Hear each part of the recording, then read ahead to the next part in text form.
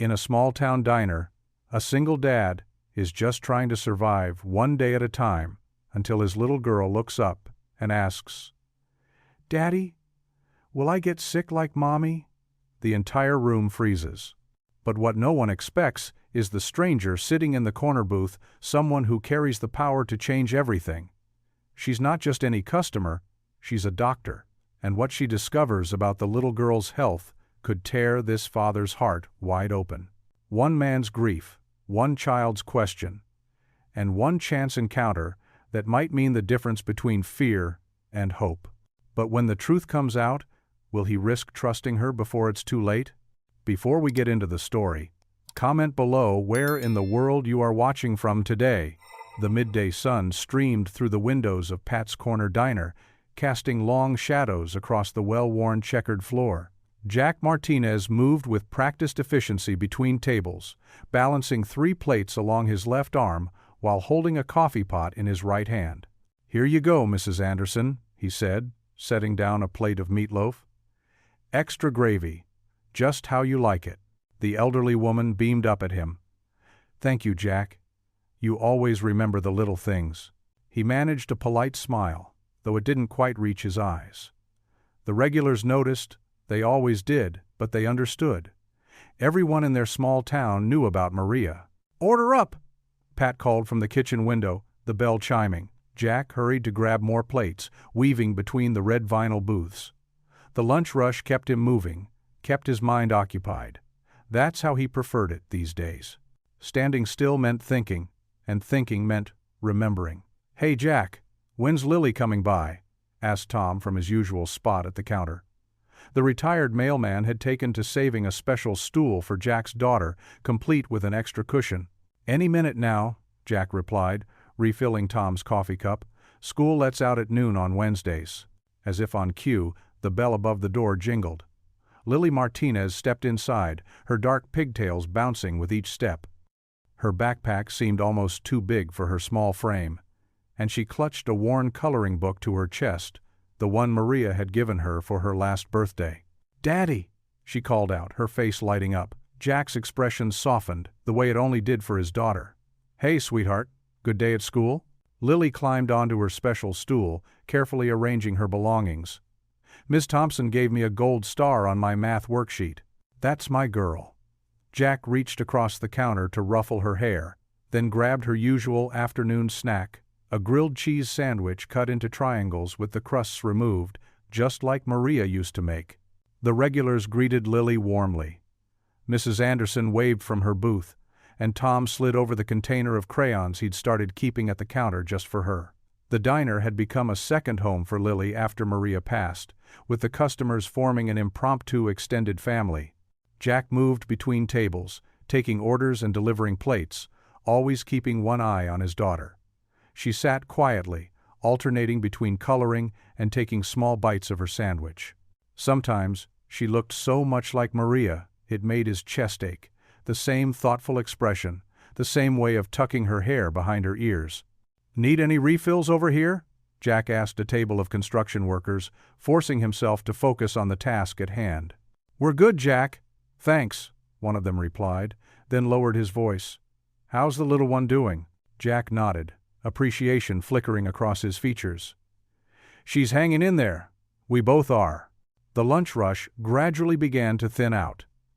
Jack was at the counter, pouring coffee for Mr. Peterson, when Lily suddenly set down her crayon. She had that look on her face, the one that meant she'd been thinking hard about something. "Daddy?" Her voice carried clearly through the diner. "Yes, sweetie? Will I get sick like Mommy did?" The coffee pot trembled in Jack's hand, dark liquid spilling over the rim of the cup. The usual chatter of the diner fell away, leaving only the hum of the overhead fans and the distant clinking of dishes from the kitchen. Jack stood frozen, coffee still dripping onto the counter. His daughter's innocent question had ripped open the carefully stitched wounds he carried. Every fear he'd pushed down, every nightmare that kept him awake at night, they all came rushing back in that single moment. The regulars watched with held breath, their faces reflecting the same pain Jack felt. Mrs. Anderson pressed a hand to her heart. Tom set down his fork with a quiet clink. Even Pat poked his head out from the kitchen, concern etched on his weathered face. Lily sat there, looking up at her father with Maria's eyes, waiting for an answer he didn't know how to give. How could he explain something he himself didn't understand? How could he promise her everything would be okay when that promise had been broken before? The coffee continued to pool on the counter, spreading toward the edge, but Jack couldn't move. His hands gripped the edge of the counter so hard his knuckles turned white. The memory of Maria in that hospital bed, getting thinner and weaker despite all their prayers and hopes, paralyzed him. He opened his mouth but no words came out.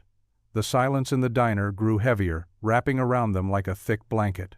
In that moment, Jack wasn't the capable waiter who handled the lunch rush with ease, or even the strong father who worked double shifts to make ends meet. He was just a man facing his deepest fear, voiced by the person he loved most in the world. Lily continued to watch him, her small face filled with trust and curiosity, waiting for the reassurance only a father could give. But Jack remained frozen, caught between his desire to protect his daughter and the terrifying reality that some things were beyond his control.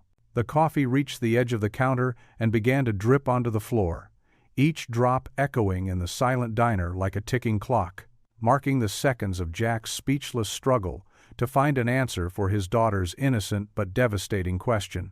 The silence in Pat's corner diner hung heavy after Lily's innocent question. Dr. Emily Carter looked up from her medical journal, her half-eaten club sandwich forgotten. In her corner booth, she watched the scene unfold. A father frozen in place, coffee pot trembling slightly in his hand, and a small girl with questioning eyes that held too much worry for someone so young. Emily set down her pen and straightened in her seat. After years of delivering both good and bad news to patients, she recognized the weight of moments like these. The diner had gone oddly quiet, with only the soft clinking of utensils and the hum of the kitchen's ventilation fan in the background. "It's okay to ask questions like that, sweetheart," Emily said, her voice carrying clearly across the diner. She stood up slowly, not wanting to startle anyone, and walked toward the counter where Lily sat. The little girl turned on her stool, her feet dangling above the floor, dark curls framing a face that reminded Emily of the photos in her pediatric oncology ward, too serious, too concerned. Jack finally managed to set down the coffee pot, his hands unsteady. He moved protectively closer to Lily, but his eyes held a mix of embarrassment and gratitude as Emily approached. "I'm Dr. Emily Carter," she said, addressing both father and daughter. "I'm an oncologist. That means I'm a doctor who helps people who are sick, like your mommy was." She pulled up a stool next to Lily, maintaining a respectful distance. The diner regulars tried to pretend they weren't listening, but Emily could see them stealing glances. An elderly man in a plaid shirt stopped mid-bite of his apple pie. The waitress behind the counter, her name tag reading Betty, wiped the same spot on the counter over and over. Lily's small fingers played with the edge of her coloring book. "So you know about the kind of sick Mommy had?" "I do," Emily said gently. "And one thing I know is that not all illnesses are passed down from parents to their children. Just because your mommy was sick doesn't mean you will be." Jack's shoulders tensed. Emily could read the conflict in his expression, the desperate want to believe warring with what seemed like deep-seated mistrust. She'd seen that look before in family members who'd lost loved ones to cancer. It was the look of someone who'd been burned by hope. "How do you know?" Lily asked, her voice small but direct.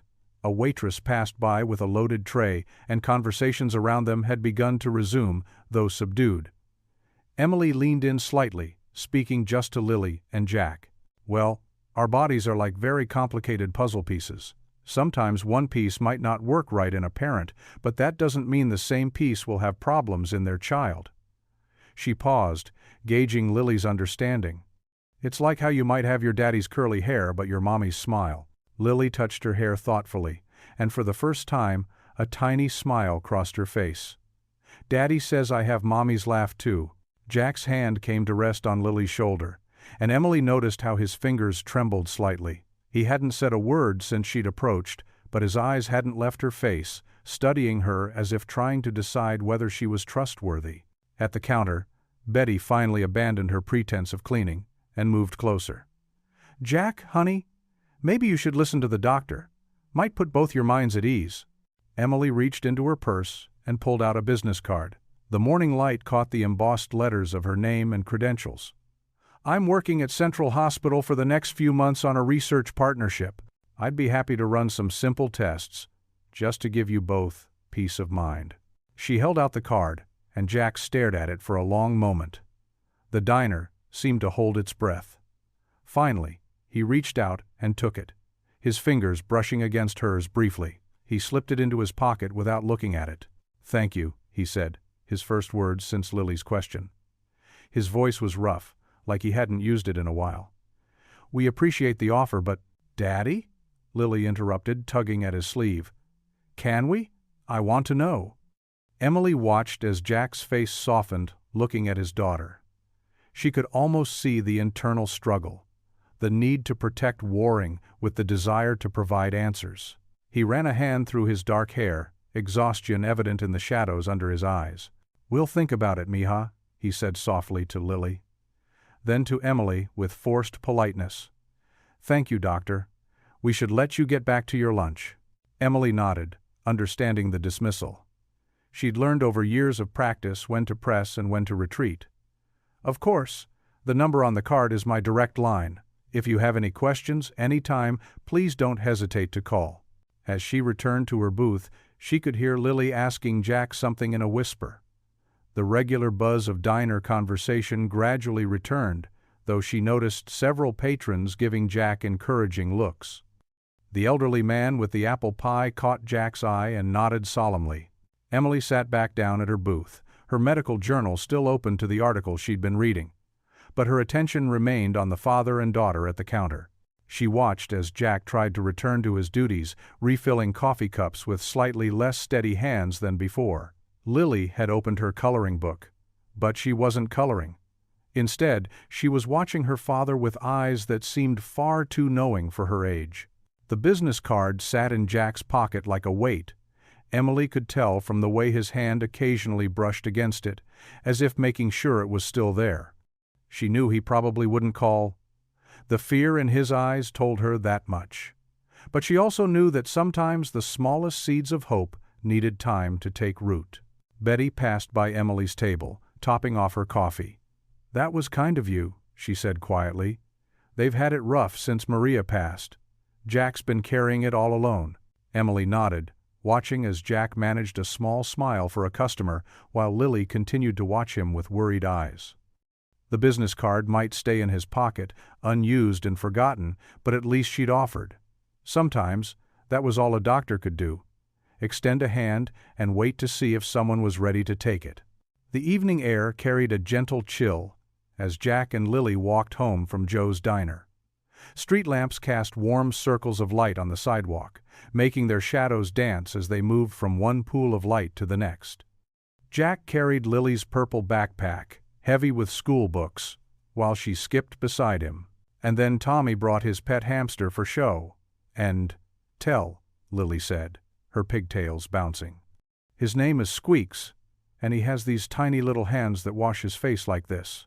She demonstrated by rubbing her own face with her palms, making Jack smile despite the weight in his chest. "That sounds fun, sweetheart," he said, watching her hop over the cracks in the sidewalk. She had Maria's energy, that same spark of life that could light up a room. "Can we get a hamster, Daddy?" Lily asked, turning to walk backward so she could face him. "I promise I'll take super good care of it." "Watch where you're going, silly goose," Jack said gently, reaching out to guide her shoulders forward. "We'll talk about pets another time, okay?"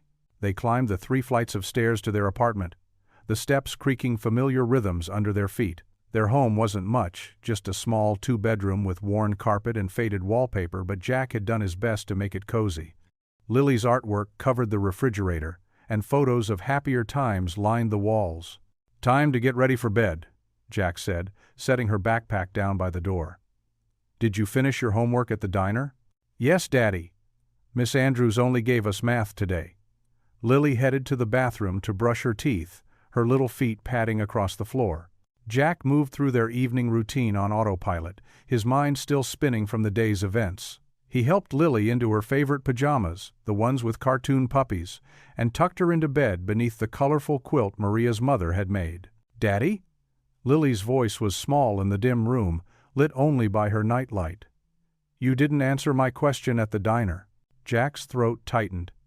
He sat on the edge of her bed, the mattress dipping under his weight. "What question was that, sweetheart?" "About getting sick like Mommy." Lily clutched her stuffed elephant closer. "I heard Tommy's mom say something about cancer running in families. Does that mean I'll get sick too?" Jack's heart cracked a little more. He reached out to smooth her hair, buying time to steady his voice. "Lily, you are the strongest, bravest little girl I know. You're healthy and loved, so very loved. But Mommy was strong too, wasn't she?" "Yes, baby. She was the strongest person I've ever known." Jack's vision blurred with unshed tears. He blinked them back quickly, not wanting Lily to see.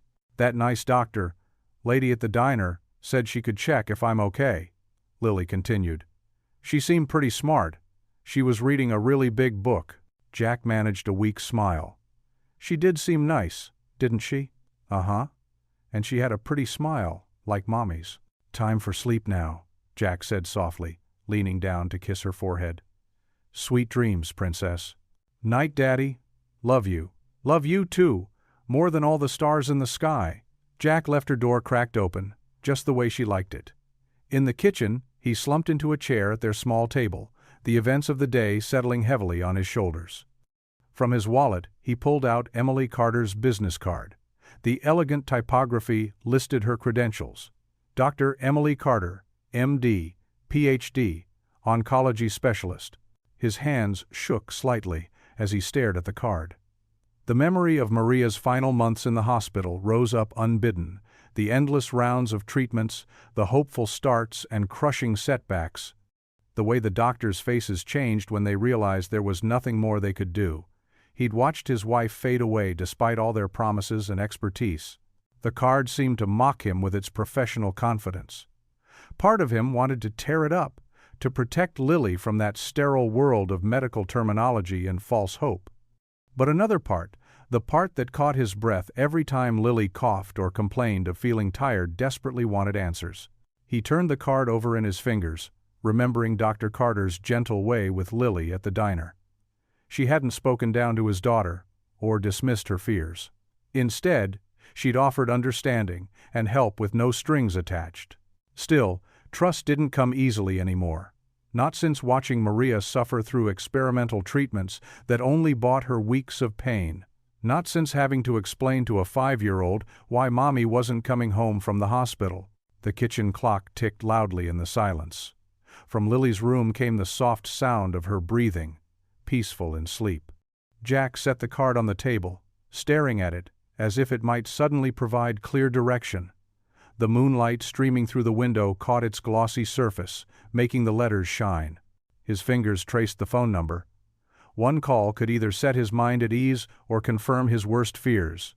But not calling, letting his daughter worry that she carried the same time bomb that took her mother, seemed equally impossible. Jack rested his head in his hands, Emily's card lying between his elbows on the scratched kitchen table. The weight of being both mother and father, of making decisions that could change Lily's life, pressed down on him like a physical thing.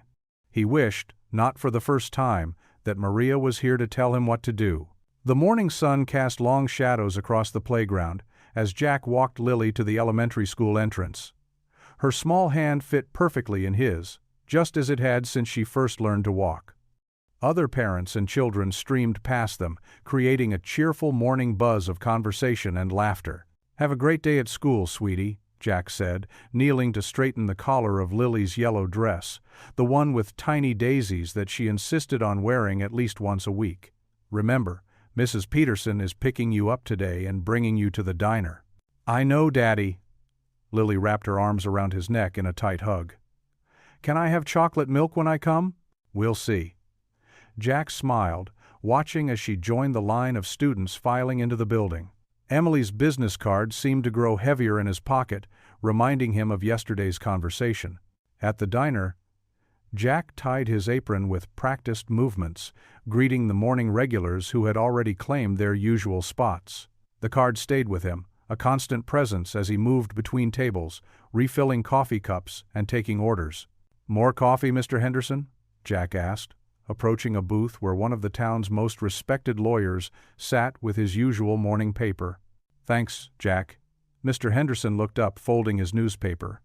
"Say, did you meet the new doctor in town? Dr. Carter?" Jack's hand tightened slightly on the coffee pot. "Briefly. Yesterday, actually." "Remarkable woman," Mr. Henderson continued, stirring cream into his coffee.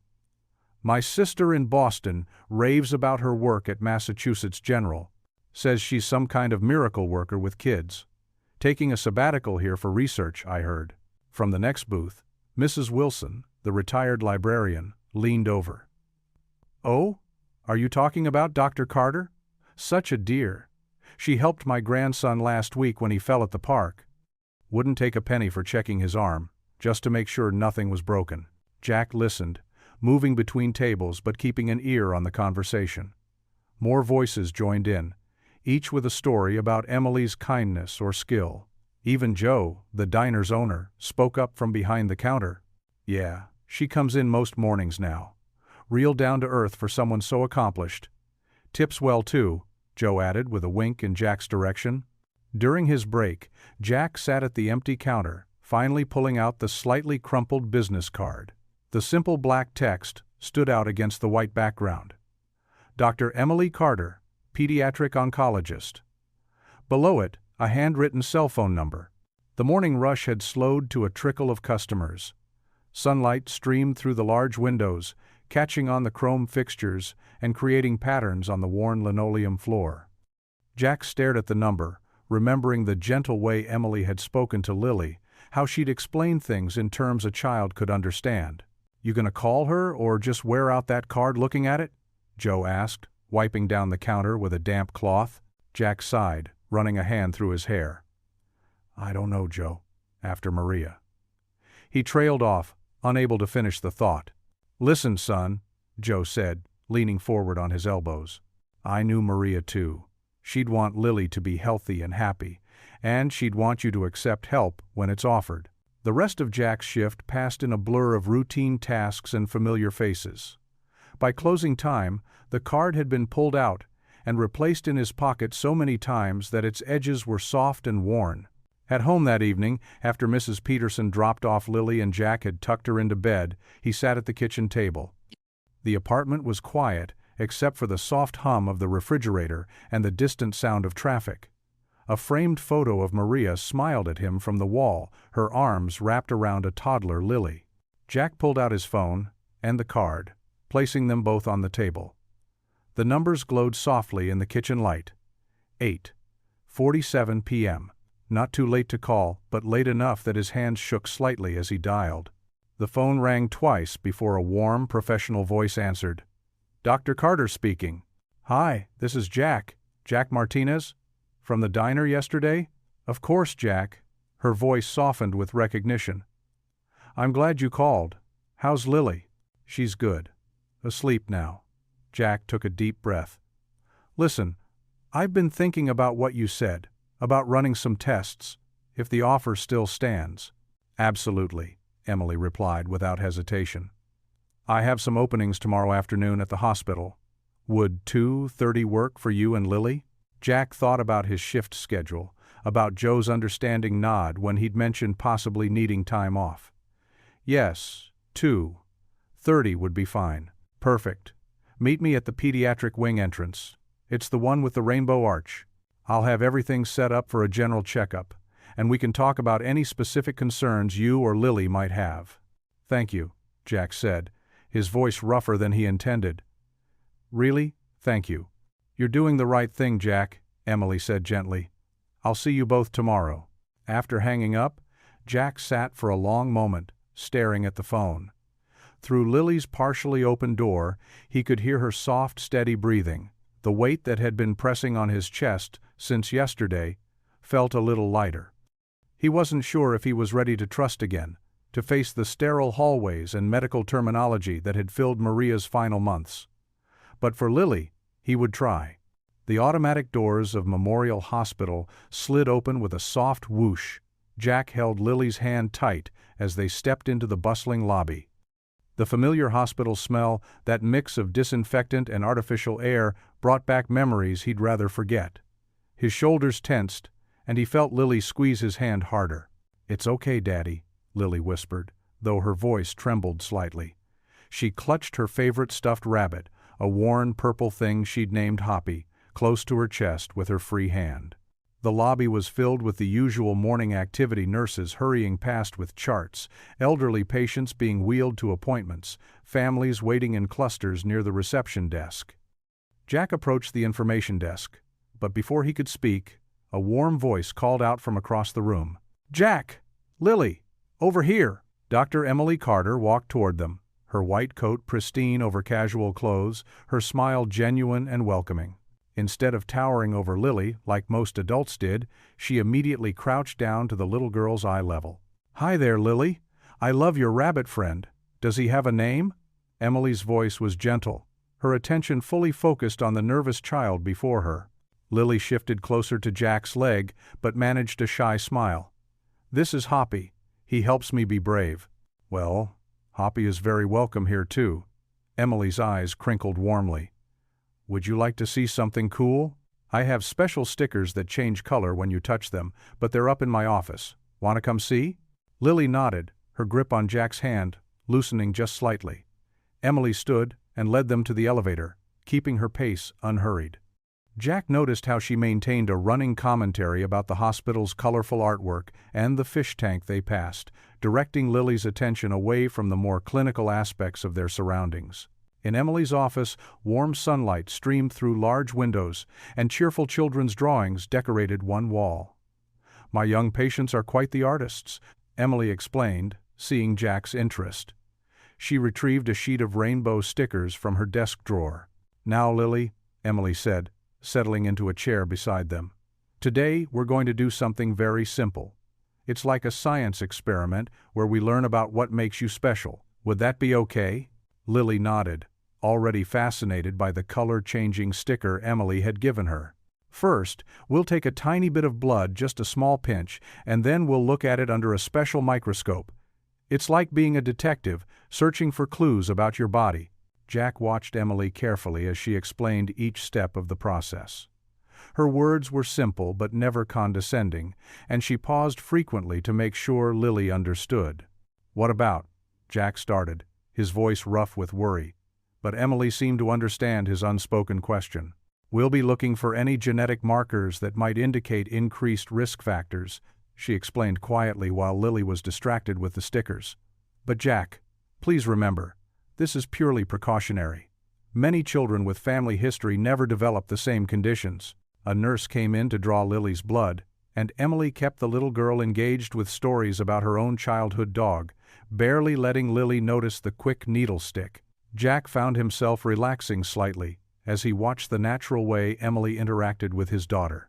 "You're doing great, sweetheart," he murmured, when Lily looked his way for reassurance. After the blood draw, Emily showed Lily around her office, pointing out various medical models and explaining them in terms the child could understand. "See this? It's like a map of our bodies, and here this shows how our hearts pump blood like a super strong water balloon." Jack noticed how Emily never rushed, taking time to answer each of Lily's increasingly curious questions. She had a gift for making complex medical concepts sound like fascinating stories rather than scary procedures. "Now comes the waiting part," Emily explained as they finished up. "The laboratory is like a group of very smart scientists who will look at your blood sample very carefully. It takes them a few days to do their detective work properly." "Will they find out if I'm going to get sick?" Lily asked suddenly, her small voice serious. Emily sat down again, giving Lily her full attention. "What we're doing is like checking a map before a long trip. It doesn't tell us exactly what will happen, but it helps us know which roads to watch carefully. And remember, you have your daddy and me watching out for you too." Jack felt something in his chest loosen at those words. He'd been carrying so much worry alone for so long. As they prepared to leave, Emily opened a special drawer in her desk. "For my bravest patient today," she announced, pulling out a sheet of holographic stickers that shimmered with different colors as they caught the light. Lily's eyes went wide with delight. "Look, Daddy, they're magic." "They sure are," Jack agreed, watching his daughter's face light up as Emily helped her choose her favorites. They walked toward the elevator, Lily skipping slightly ahead, holding up her sticker-decorated hand to watch the colors change in the hallway lights. Jack hung back for a moment with Emily. "Thank you," he said quietly, "for making this easier than I expected." Emily's smile was understanding. "That's what I'm here for. I'll call you as soon as I have the results, okay? Try not to worry too much in the meantime." As they left the hospital, Jack noticed Lily was still smiling, something he hadn't seen her do so freely in weeks. She held up her hand again, watching the stickers shimmer in the morning sun, and for the first time since making the appointment, Jack felt like maybe, just maybe, they had made the right choice in coming here. The morning sun streamed through the diner's windows, casting long shadows across the checkered floor. Jack wiped down tables with mechanical precision, his mind drifting to yesterday's hospital visit. The regulars seemed to sense his distraction, keeping their usual banter gentle and subdued. Mrs. Henderson, a retired schoolteacher who came in every morning for her coffee and wheat toast, patted his arm as he refilled her cup. "You're doing right by that sweet girl of yours, Jack. We're all here for you both." He managed a grateful nod, then jumped when his phone buzzed in his pocket. The caller ID showed Dr. Emily Carter. His hand trembled slightly as he answered. "Hello?" His voice cracked. "Jack, it's Emily. Do you have a moment to stop by the hospital today? I'd like to discuss Lily's test results." The diner seemed to fade away, leaving only the pounding of his heart in his ears. Are they bad?" "We should talk in person," Emily said gently. "When can you come in?" Jack glanced at his watch, then at his boss, Pete, who was already nodding and making shooing motions from behind the counter. "I can be there in 30 minutes. "Perfect. I'll see you in my office, 3rd floor, room 304. The drive to the hospital felt both too long and too short. Jack's mind raced with possibilities, each worse than the last. He found himself gripping the steering wheel so tightly his knuckles turned white, forcing himself to breathe slowly like Maria had taught him during her own difficult days. The hospital's 3rd floor was quieter than the main lobby. Jack found room 304 easily, Emily's name displayed prominently on a brass nameplate. He knocked softly. "Come in," Emily called. Her office was surprisingly warm and inviting, with soft yellow walls and framed children's artwork. Emily sat behind a desk that seemed more lived-in than clinical, with family photos and what looked like thank you cards propped up among the medical reference books. "Please, sit down," she gestured to a comfortable chair across from her. "How's Lily today?" "At school. Drawing pictures of Hoppy having adventures." Jack managed a weak smile, thinking of his daughter's beloved stuffed rabbit. She's okay, right?" Emily folded her hands on her desk, her expression kind but serious. "I have both good news and something we need to discuss. First, the good news. Lily shows no genetic markers for the type of cancer Maria had. That specific concern you can put to rest." Jack slumped in his chair, relief washing over him so strongly he felt dizzy. "Thank God," he whispered. "However," Emily continued carefully, "during our routine screening, we found something else that needs attention." She pulled out some papers with colorful charts he didn't understand. "Lily's blood work shows markers that indicate potential autoimmune activity. It's not dangerous right now, but if left unmonitored, it could develop into something more serious." Jack's momentary relief evaporated. "What does that mean exactly?" "It means her immune system might start fighting healthy cells instead of just harmful ones. Right now, it's just a warning sign, like a check engine light coming on in a car. We can prevent major problems with monitoring and early intervention if needed." She explained the treatment plan: regular blood tests, some dietary changes, and preventive medications if certain indicators got worse. Jack listened intently, asking questions when medical terms confused him, grateful for Emily's patient explanations. "The most important thing," Emily emphasized, "is that we caught this early. With proper care, Lily can live a completely normal life. This isn't anything like what happened with Maria." Jack nodded, but his hands were shaking slightly. And you're sure about the cancer? Absolutely sure? Emily's eyes softened with understanding. Yes, Jack. Those tests were very clear. This is something entirely different, and importantly, something we can manage. She showed him more test results, explaining each one in simple terms. Jack found himself watching her hands as she pointed to different charts, steady, confident hands that had probably helped countless families like his. He noticed she wore no ring, though he quickly pushed that observation aside. We'll want to start monitoring right away, Emily was saying. I'd like to see Lily every 2 months initially, just to establish a baseline. Would that work with your schedule? I'll make it work, Jack said firmly. Whatever she needs. Emily smiled. That's what I thought you'd say. Here's some information to review. She handed him a folder. I've included my personal cell number. Call any time if you have questions or concerns. They both stood. Jack clutched the folder like a lifeline, overwhelmed by the morning's emotional roller coaster. Thank you, he said awkwardly, wanting to say more but not finding the words. Emily walked him to the door. Lily's lucky to have such a devoted father, she said softly. Jack met her eyes briefly, then looked away, unable to handle the kindness he saw there. Fear still churned in his stomach. Not the paralyzing terror of before, but a quieter, persistent worry about what lay ahead. I'll call to schedule Lily's next appointment, he managed, then turned to leave, the folder heavy in his hands. Steam rose from the pot of macaroni and cheese on the small kitchen stove in Jack and Lily's apartment. The familiar comfort food smell filled their modest home as Jack stirred the pasta, adding an extra sprinkle of cheese just the way Lily liked it. Their apartment wasn't fancy, but he'd made it cozy with family photos and Lily's colorful artwork decorating the walls. Daddy, is it ready yet? Lily bounced on her chair at their small kitchen table, her math homework pushed aside. Her dark curls, so like Maria's, were tied back in slightly messy pigtails from her day at school. Almost, sweetheart. Jack divided the mac and cheese into 2 bowls, adding a handful of steamed broccoli to each serving. Remember to eat your vegetables too. Lily wrinkled her nose, but nodded. She picked up her fork and swirled it through the cheesy pasta. Dr. Emily is really nice, she said suddenly. She didn't make the test scary at all. Jack paused mid-bite, studying his daughter's face. She was very kind to us, wasn't she? Uh-huh. Lily nodded enthusiastically.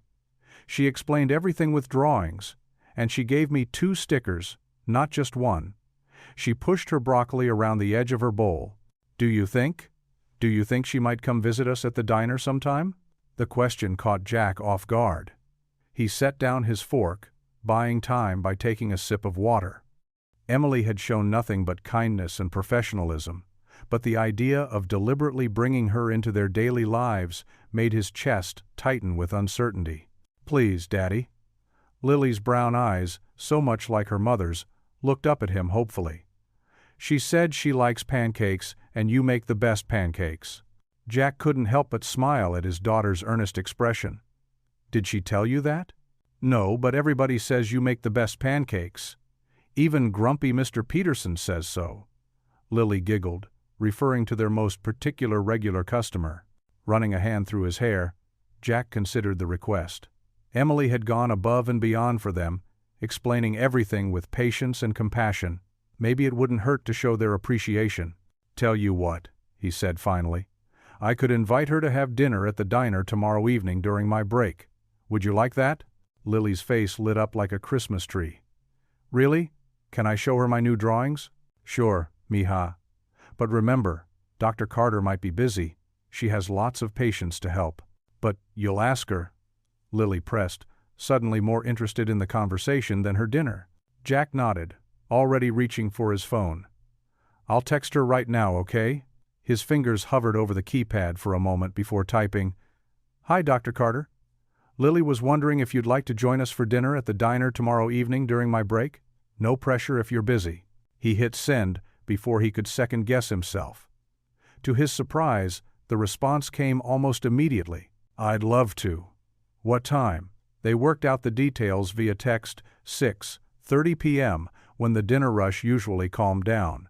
Emily's enthusiasm seemed genuine, making Jack feel more at ease about the invitation. "She said yes," he announced to Lily, who clapped her hands in delight.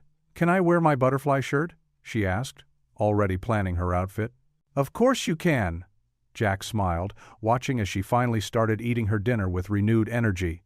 "But finish your broccoli first." After dinner, Lily helped him clear the table, chattering excitedly about showing Emily her art folder and telling her about the class pet hamster. Jack loaded the dishwasher, listening to his daughter's happy voice with a mixture of joy and melancholy. It had been so long since she'd been this animated about spending time with someone outside their small circle. Once Lily was settled in front of the TV watching her favorite cartoon show, Jack began wiping down the kitchen counter. His eyes drifted to the framed photograph hanging on the wall nearby, Maria's smile radiating warmth even from behind the glass. It was from their last summer together, before the diagnosis changed everything. She wore her favorite yellow sundress, her dark hair catching the light, her arms wrapped around a toddling Lily. Jack paused in his cleaning dish towel hanging limply from his hands. "I'm just trying to do right by our daughter," he whispered to the photograph. The words felt heavy in the quiet kitchen, broken only by the distant sounds of cartoon laughter from the living room. Maria's frozen smile offered no answers, but Jack could almost hear her gentle voice encouraging him to open his heart, to let others help. He finished wiping down the counter, his movements slow and thoughtful. Tomorrow would bring something new, a small step perhaps, but one that felt significant.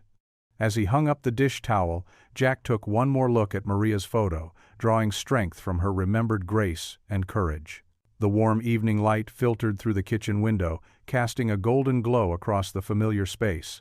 In the living room, Lily laughed at something on TV, the sound bright and clear. It was moments like these, Jack realized, that made all the uncertainty worthwhile. His daughter's happiness, her hope, her trust in the future. Maybe it was time for him to try finding some of that trust too. The bell above the diner's door chimed as Emily walked in. Her white coat exchanged for casual clothes, a soft blue sweater and jeans. The evening crowd turned to look, unused to seeing the new doctor outside the hospital. Lily, who had been coloring at her usual spot at the counter, perked up instantly. "Dr. Emily." Lily waved enthusiastically, her crayons forgotten. Emily's warm smile lit up her face as she made her way to Lily. "Hello there, my brave friend. Mind if I join you?" Jack glanced up from where he was refilling coffee cups, his heart doing an unexpected flip at the sight of Emily in everyday clothes. She looked younger, more approachable, without her professional armor. "Hi, Jack," Emily said softly, meeting his eyes. "Hey," he managed, nodding toward the empty seat beside Lily. "Make yourself comfortable. I'll be there when I can." The regulars watched with interest as Emily settled beside Lily, genuinely interested in the little girl's artwork. Mrs. Henderson, who'd been coming to the diner for 20 years, nudged her husband and whispered something that made him smile and nod. "What are you drawing?" Emily asked, leaning close to examine Lily's paper. "It's our family," Lily explained, pointing with her crayon. "See? That's Daddy, and me, and Mommy is up there with the angels." She paused, then carefully added, "And that's you, helping us feel better." Jack, passing by with plates of meatloaf, nearly stumbled at Lily's words. Emily's cheeks flushed pink, but her expression remained gentle. "That's beautiful, Lily," she said softly. "You're quite the artist." As the evening progressed, Emily shared stories about her work, but not the scary parts. She told Lily about the little kids who were brave during their checkups, about the therapy dogs that visited the children's ward, and about the time she had to wear a funny hat to make a nervous patient laugh. Lily hung on every word, asking questions and giggling at the funny parts. Jack found himself listening too, catching snippets as he moved between tables. Emily had a way of making medical stories sound like adventures rather than ordeals. And then, Emily was saying, the little boy insisted on wearing his Superman cape for his X-ray, so we draped it carefully over his shoulders, and he was the bravest Superman I've ever met. "Can I wear my butterfly wings when I come to see you?" Lily asked eagerly. Jack's hands tightened on the coffee pot he was holding. The casual way Lily talked about future hospital visits made his stomach clench. Of course you can, Emily answered warmly. Butterfly wings are perfect for being brave. The other customers seemed charmed by the scene. Old Tom, who always ordered the same turkey club, kept smiling in their direction. The Henderson couple lingered longer than usual over their pie, watching the interaction with approval. But not everyone shared the warm feelings. As Jack wiped down a recently vacated table, he caught fragments of conversation from the booth behind him. Doctors, a gruff voice muttered. All fancy words and false hope. Couldn't save Maria, could they? Why trust one now? The words hit Jack like a physical blow. His cleaning cloth froze mid-swipe as memories flooded back the sterile hospital corridors, the endless consultations, watching Maria grow weaker despite every treatment and promise. The cloth in his hand began to tremble. Jack? Emily's voice cut through his dark thoughts. She had approached without him noticing, concern in her eyes. Are you okay? You look pale. Fine, he said shortly, turning away to hide his expression. Just tired. But Emily's doctor's eyes saw too much. She glanced at the booth where the comment had come from. Then back to Jack, understanding dawning on her face. The rest of his shift passed in a blur. Jack went through the motions of closing wiping tables, counting the register, sweeping the floor while his mind churned with conflicting emotions. Emily had stayed until closing, helping Lily with her homework after the drawing was done, making the little girl laugh with silly jokes. When it was time to leave, Emily gathered her purse while Lily collected her school things.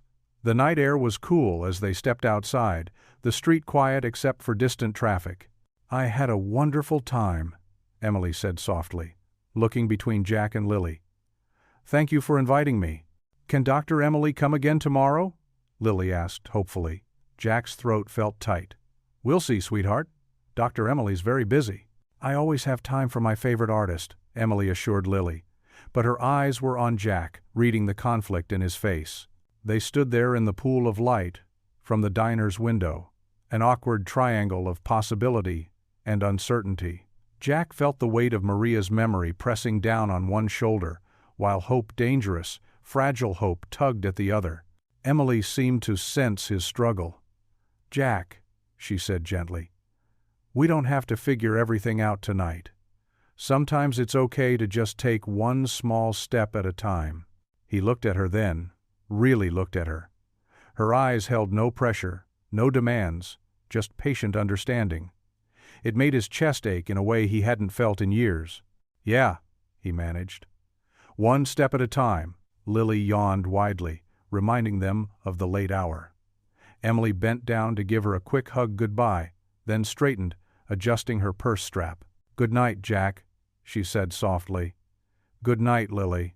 They watched her walk to her car, Lily waving until Emily's taillights disappeared around the corner.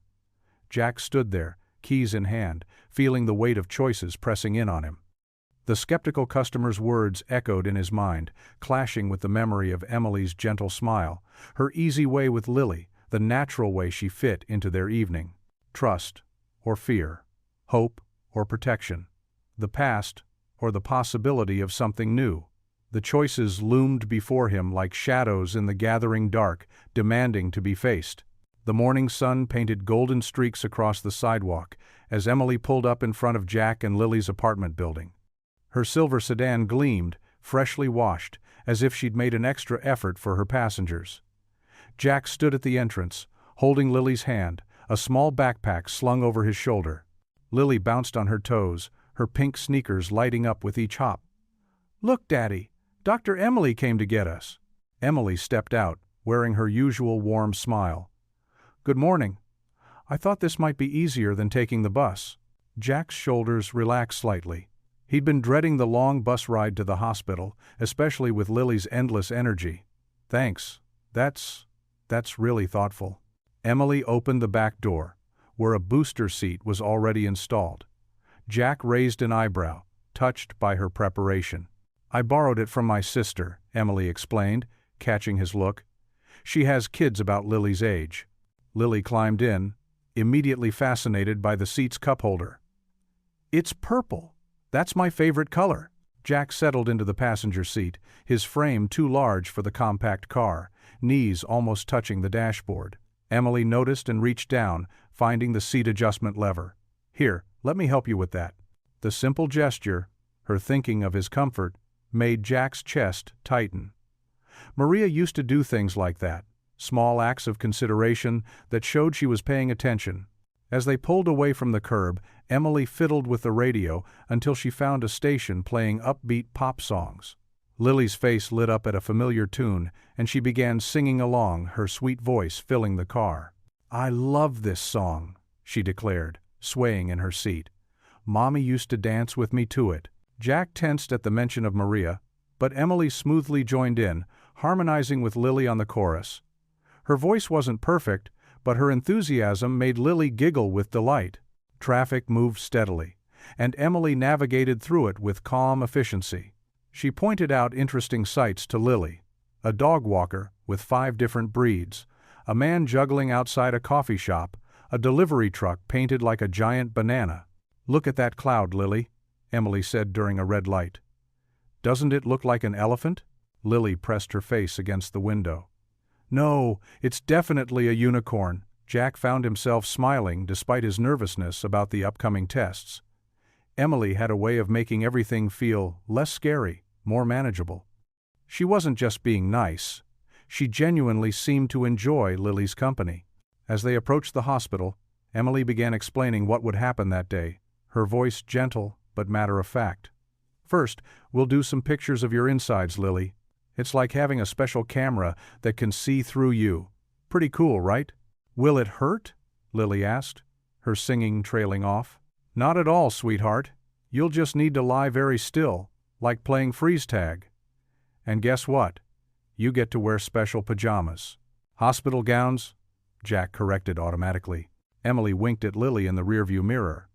"They're totally special pajamas, and afterward we can get hot chocolate from the cafe downstairs. They make it with extra marshmallows." Jack watched Emily's profile as she drove, noting how she anticipated their concerns and addressed them before they could take root. She wasn't dismissing their fears, she was acknowledging them while showing the way forward.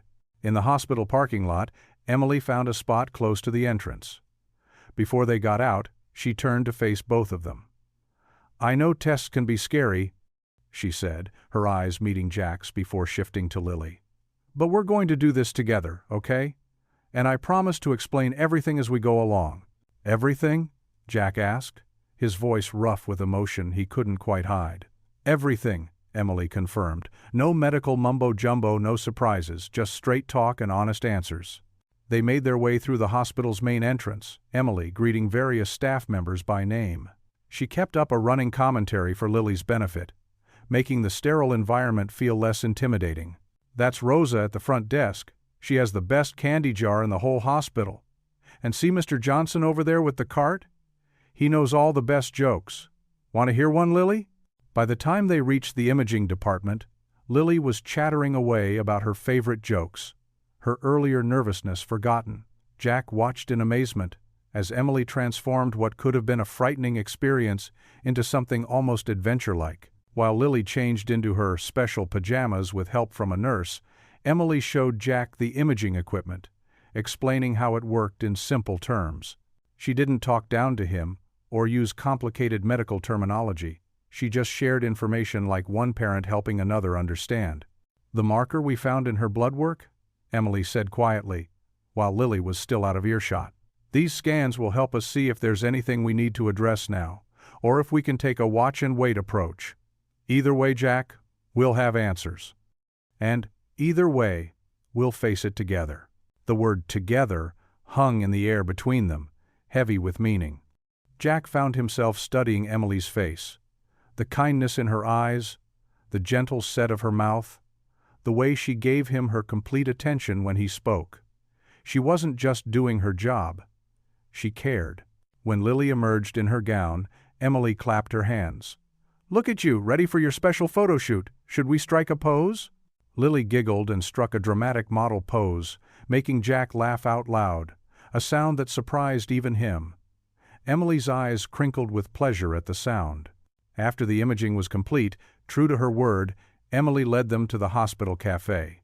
Lily sipped her hot chocolate, extra marshmallows floating on top, while Emily explained what would happen next. "We'll look at these pictures very carefully," she said, wiping a chocolate mustache from Lily's upper lip with a napkin. "Then we'll make a plan, like a road map, to keep you healthy and strong." When it was time to leave, Lily threw her arms around Emily's waist in an impulsive hug. "Bye, Dr. M. Thanks for the hot chocolate." Emily's eyes glistened as she hugged Lily back. "Any time, sweetheart." Jack stood watching, his heart a jumble of emotions.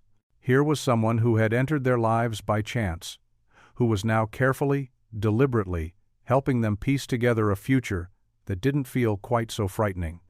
The way she looked at Lily, with such genuine affection, stirred something in him he thought had died with Maria.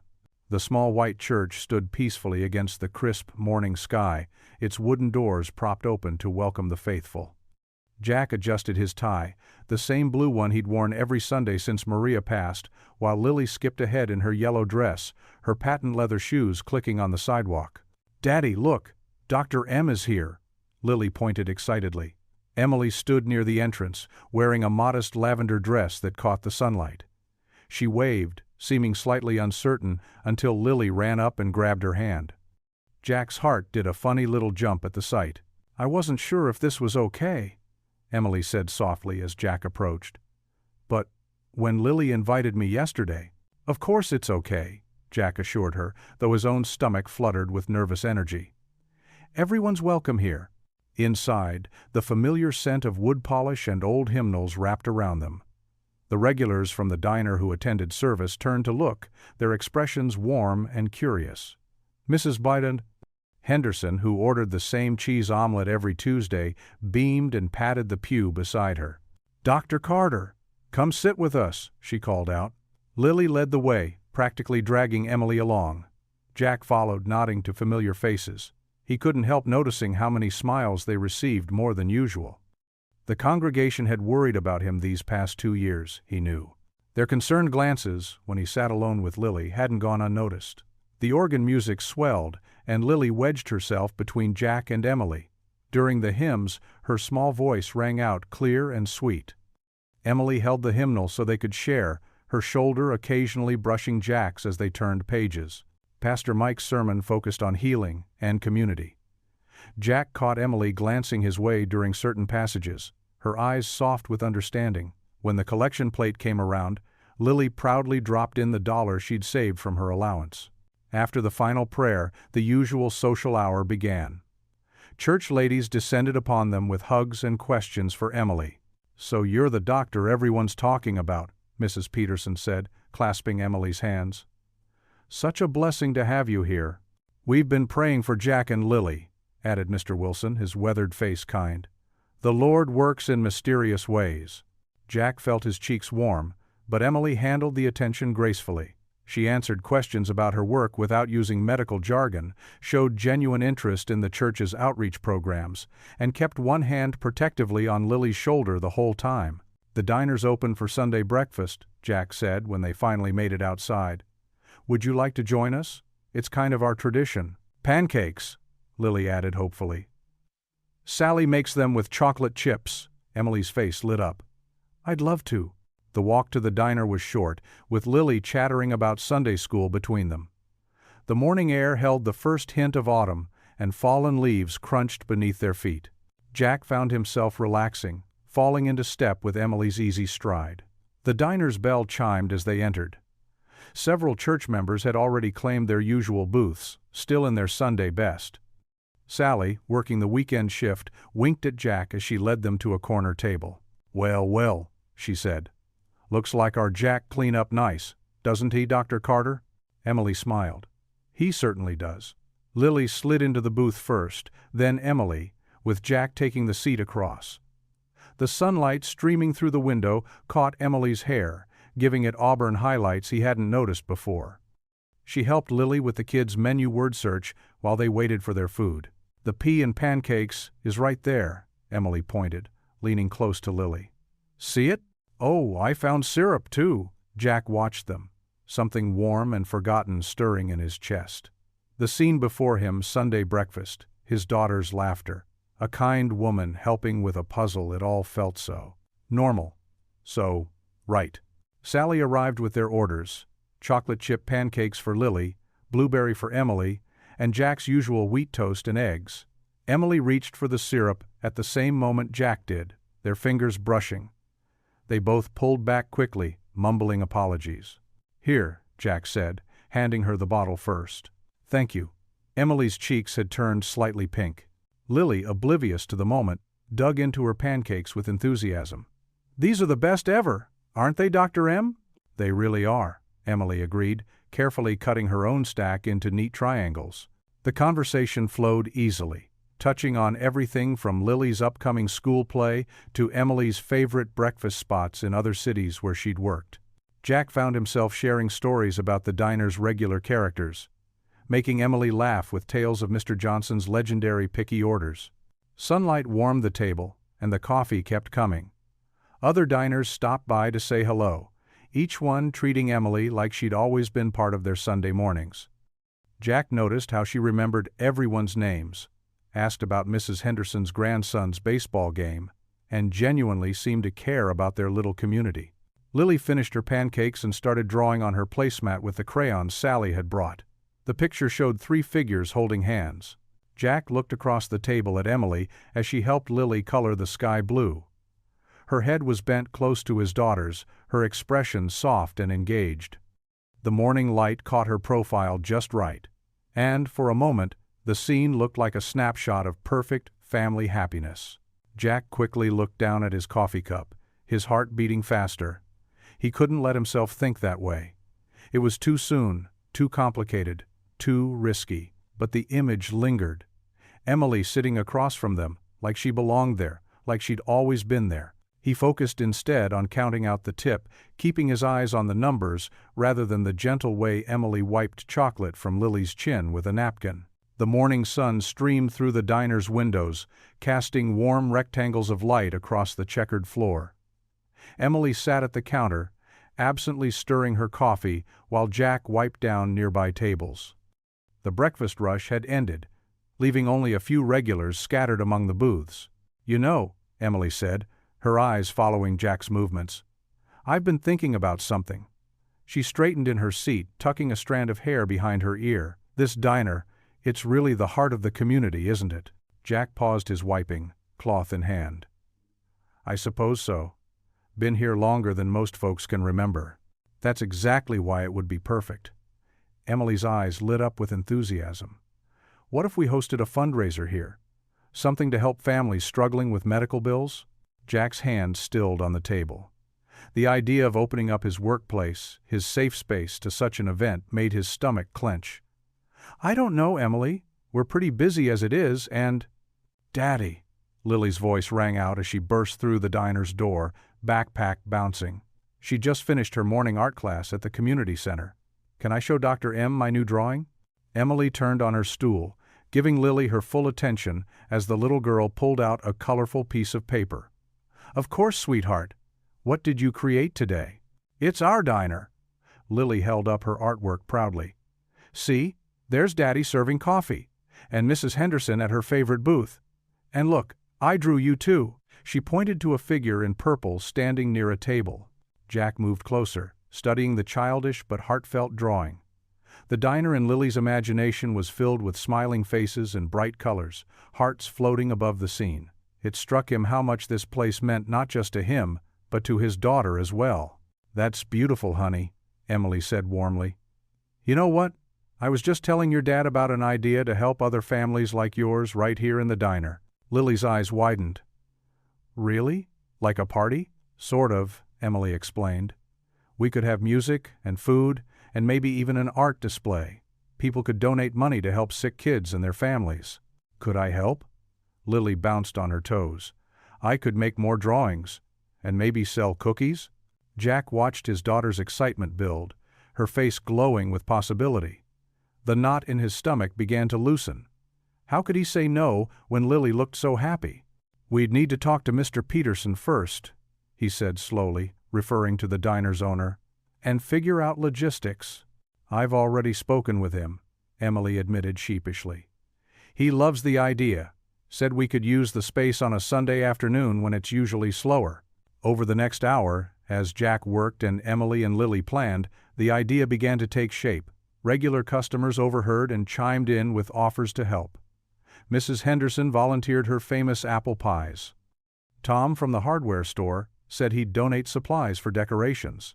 "We could have a bake sale section," suggested Sarah, the morning shift waitress. "My church group would love to contribute." "And live music?"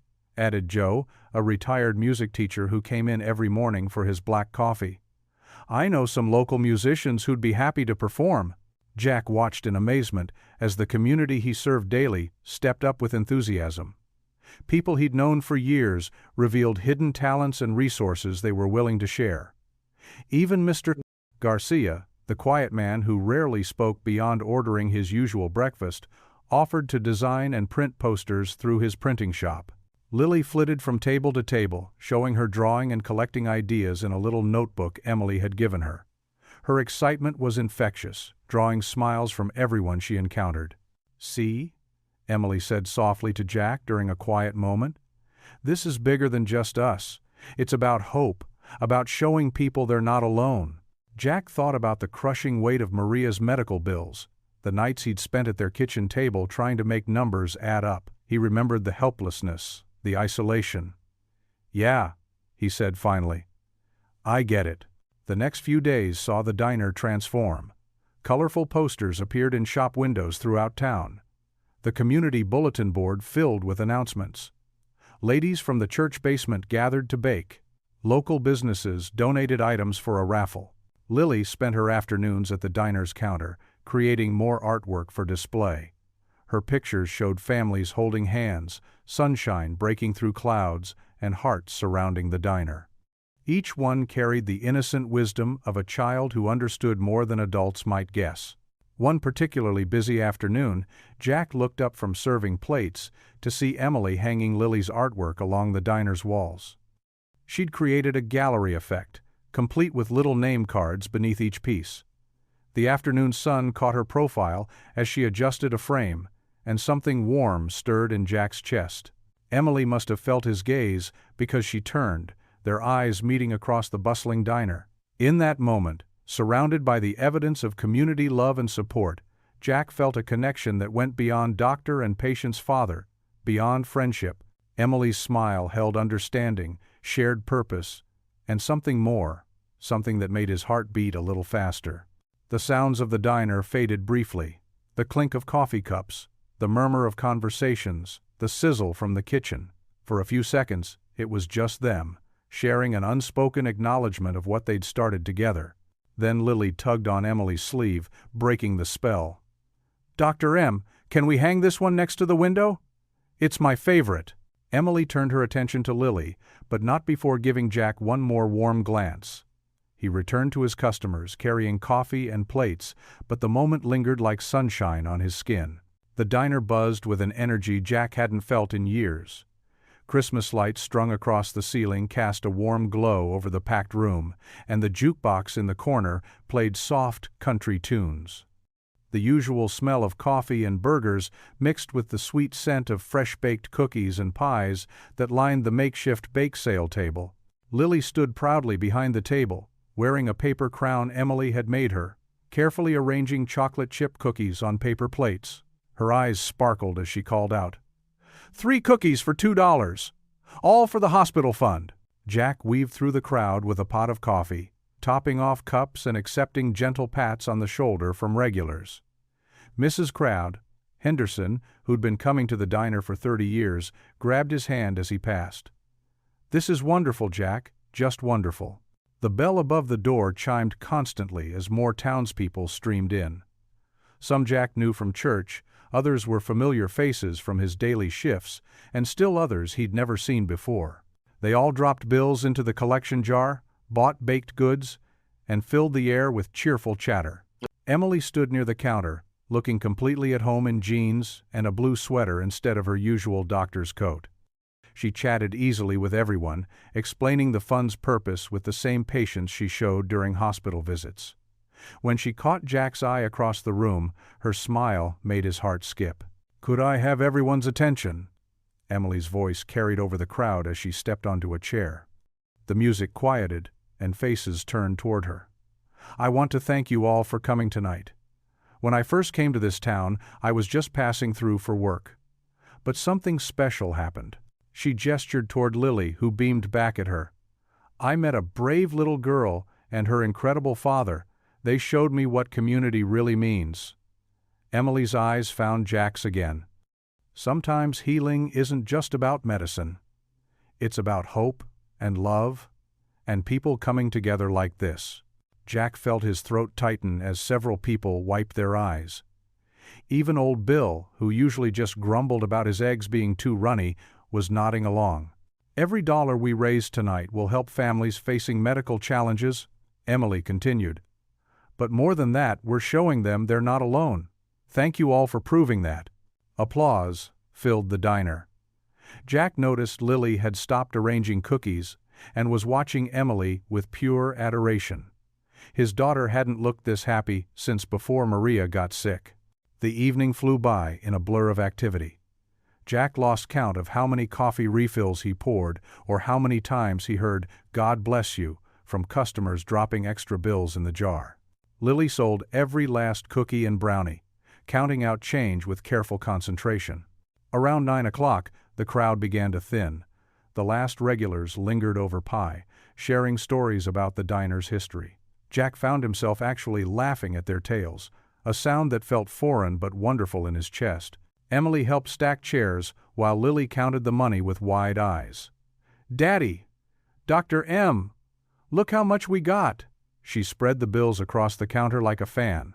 "That's amazing, sweetheart," Jack said, ruffling her hair.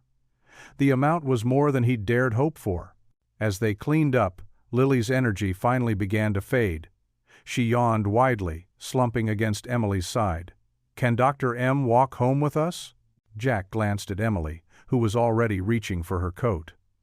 "I'd love to," she said softly. They stepped out into the cool night air, Lily between them. The street was quiet, except for crickets and distant wind chimes. Lily's small hands found both of theirs, swinging their arms as they walked. Before they'd gone 2 blocks, Lily's steps grew slower and her head started to droop. Without discussion, Jack and Emily adjusted their pace, practically carrying her between them as she dozed. Under the yellow glow of a street lamp, Jack looked across at Emily. Her face was soft in the dim light, and she was watching Lily with such genuine affection that it made his chest ache. All the walls he'd built since Maria's death felt a little less solid. "Thank you," he whispered, not trusting his voice with anything louder. The words felt small compared to what he really wanted to express. "Thank you for giving Lily hope again, for bringing light back into their lives, for making him remember what it felt like to not be alone." Emily met his gaze, and in her eyes he saw that she understood everything he couldn't say.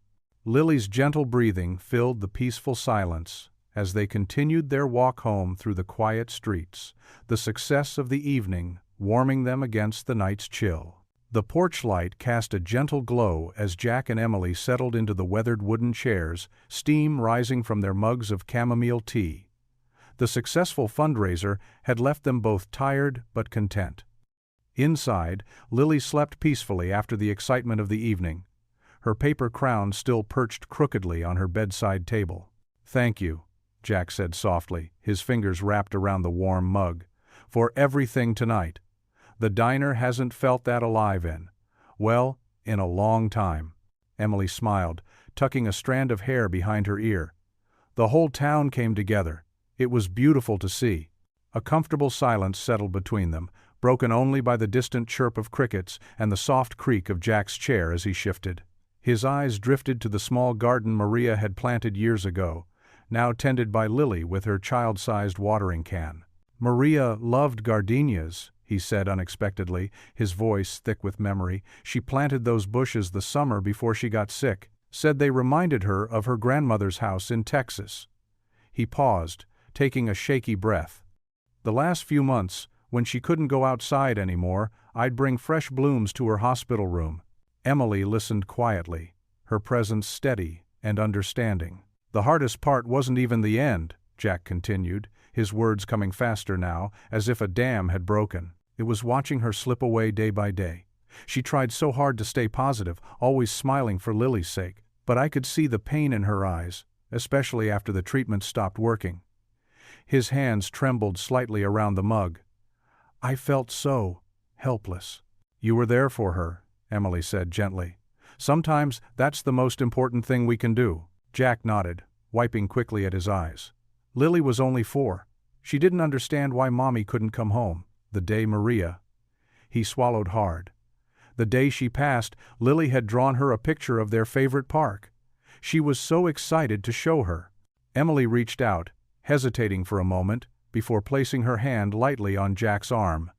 The simple touch seemed to ground him. I understand that helplessness, she said softly. Different circumstances, but the same crushing weight of not being able to change what's happening. Jack turned to look at her, really look at her, for perhaps the first time. The porch light illuminated the quiet sadness in her eyes. His name was David, Emily began, her voice barely above a whisper. We were engaged, planning our wedding. He was driving home from a late shift at the fire station when a drunk driver ran a red light. She took a steadying breath. I was the attending physician in the ER that night. I didn't know it was him at first. They just called out, "Major trauma coming in." When I saw him, her voice trailed off, and Jack instinctively covered her hand with his own. I couldn't save him, Emily continued after a moment. All my training, all my knowledge, and I couldn't save the person I loved most. After that, I threw myself into work. 60, 70-hour weeks. I thought if I could just save enough people, somehow it would. She shook her head. Well, grief doesn't work that way, does it? No, Jack agreed quietly. It doesn't. They sat in understanding silence, their hands still touching, both aware of the unexpected intimacy of the moment. The tea grew cold in their mugs, forgotten. Lily asks about her sometimes, Jack said eventually. About Maria, wants to know if she had the same favorite color, if she liked pizza with extra cheese like we do. A small smile touched his lips. I tell her stories, but I worry it's not enough.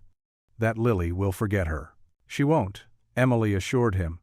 Maria lives in your stories, in your love for Lily, in those gardenia bushes, and in Lily's smile. I've seen photos of Maria, and Lily has her exact same smile. Jack's eyes welled up again, but this time with gratitude. You notice things like that. It's part of who I am, Emily said. Not just as a doctor, but as someone who... She hesitated, then continued softly. As someone who cares. The word hung in the air between them, heavy with meaning. Jack found himself studying her profile, the way she tucked her hair behind her ear again, a nervous gesture he'd come to recognize. Finally, Emily glanced at her watch and stood reluctantly. I should go. It's getting late. Jack walked her to the door, their footsteps quiet on the wooden porch. At the threshold, Emily turned, her eyes meeting his in the dim light. Something unspoken passed between them, a recognition of shared pain and perhaps something more. Good night, Jack, she whispered, her voice soft but carrying a warmth that lingered long after she had gone. The morning sun filtered through the hospital waiting room windows as Jack watched Emily explain a children's book to Lily. His daughter sat cross-legged on a cushioned chair, her pink backpack beside her, hanging on every word. Over the past week, their routine had shifted to include these morning visits before school, afternoon checkups, and shared meals that somehow made the sterile hospital environment feel less threatening. And see? Emily pointed to a colorful illustration. That's how white blood cells protect us. They're like tiny superheroes in your body. Lily's eyes widened with wonder. Like the Avengers? Exactly like that. Emily laughed, the sound warm and genuine. Jack found himself smiling too, remembering how different these hospital visits felt from the ones with Maria. Where those had been filled with dread and helplessness, these carried hope. Later that afternoon, after dropping Lily at school, Jack returned to find Emily in her office, surrounded by research papers and medical journals. She looked up as he knocked on the doorframe, her reading glasses perched on top of her head. Come in, she said, clearing space on her desk. I wanted to show you something. Jack settled into the chair across from her, noticing how comfortable he felt now in this space that would have intimidated him just a week ago. Emily pulled out a thick folder filled with photographs and charts. "These are from my research project," she explained, spreading out several images. Each one represents a breakthrough in early detection. Her fingers traced the edges of a particularly striking photograph showing cells under a microscope. "See these patterns? They help us identify problems before they become serious." Jack leaned forward, genuinely interested. "Is this what helped you spot Lily's marker?" "Similar principle." Emily nodded, her eyes lighting up with passion. "Medicine isn't just about treating illness, Jack. It's about prevention, understanding, giving people their best chance." She paused, meeting his gaze. "That's why I do this. Every life saved is a family kept whole." The words hung in the air between them, heavy with meaning. Jack thought about Maria, about how powerless he'd felt watching her slip away despite everyone's best efforts. But here was Emily, showing him another side of medicine, one of hope and possibility. "You know," he said slowly, "I used to think doctors were just, well, I guess I blamed them for not being able to save Maria." He rubbed the back of his neck, embarrassed by the admission. "But watching you with Lily, seeing how much you care, how hard you work to understand everything, it's different." Emily's expression softened. "Sometimes we can't save everyone, and that breaks our hearts too. But we never stop trying, never stop learning, never stop hoping." They spent the next hour going through more of Emily's research. She explained complex medical concepts in simple terms, the same way she did for Lily. Jack found himself asking questions, engaged in a way he never thought possible when it came to medical discussions. That evening, they met Lily at the local ice cream parlor, a reward for her bravery during the morning's tests. The small shop buzzed with after-dinner customers, its pink and white striped awning casting long shadows in the setting sun. "Can I get 3 scoops?" Lily asked, pressing her nose against the glass display case. "How about we start with 2?" Jack countered, sharing an amused look with Emily. Lily carefully selected chocolate and strawberry, while Emily chose mint chocolate chip. Jack stuck with his usual vanilla, earning playful teasing from both girls about being boring. They settled at a corner table, Lily swinging her legs as she dug into her ice cream with enthusiasm. Emily told stories about her own childhood ice cream adventures, complete with dramatic gestures that had Lily giggling. "And then," Emily continued, "my entire cone just." She mimicked an explosion with her hands, and at that exact moment, Lily's spoon slipped, sending a glob of chocolate ice cream flying across the table. Time seemed to freeze for a moment as they all stared at the spreading brown puddle. Then Jack started chuckling, the sound growing into full-blown laughter as Lily's shocked expression melted into giggles. Emily joined in, reaching for napkins while trying to catch her breath.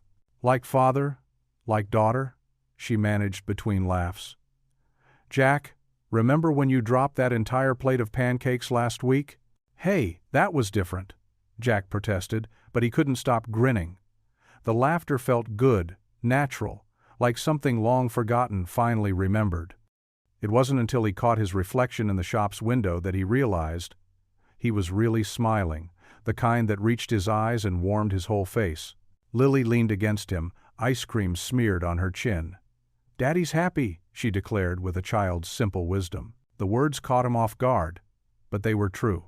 Sitting there with chocolate ice cream, creating a sticky mess on the table, watching Emily attempt to build a napkin dam to contain the spill, while Lily offered completely unhelpful suggestions, Jack felt genuinely happy. It wasn't the careful contentment he'd learned to settle for after Maria's death, but real, spontaneous joy. Emily looked up from her napkin engineering project, her eyes meeting his. Something passed between them. Understanding, perhaps, or recognition of how far they'd come from that first meeting in the diner. She smiled, and Jack smiled back, no longer feeling guilty about the happiness. "We should probably clean this up before we get banned from the ice cream shop," Emily suggested, but her eyes were still twinkling with amusement. "Too late," the owner called from behind the counter, though his tone was friendly. "You 3 are already on the watch list after last week's sprinkle incident." This set off another round of laughter, with Lily protesting that the sprinkles had jumped off her cone all by themselves. Jack watched his daughter's animated face, saw how relaxed and joyful she looked, so different from the quiet, worried child of a few weeks ago. He glanced at Emily, who was now demonstrating proper ice cream eating technique with exaggerated proper posture, and felt profound gratitude for the way she had helped bring light back into their lives. The setting sun painted the ice cream shop in warm golden hues as they worked together to clean up the spill, their laughter continuing to bubble up at random moments. It was a simple moment, ordinary in many ways, but Jack knew he would remember it. The day he discovered he could still laugh, really laugh, and that happiness wasn't a betrayal of Maria's memory, but perhaps a way of honoring her love for life.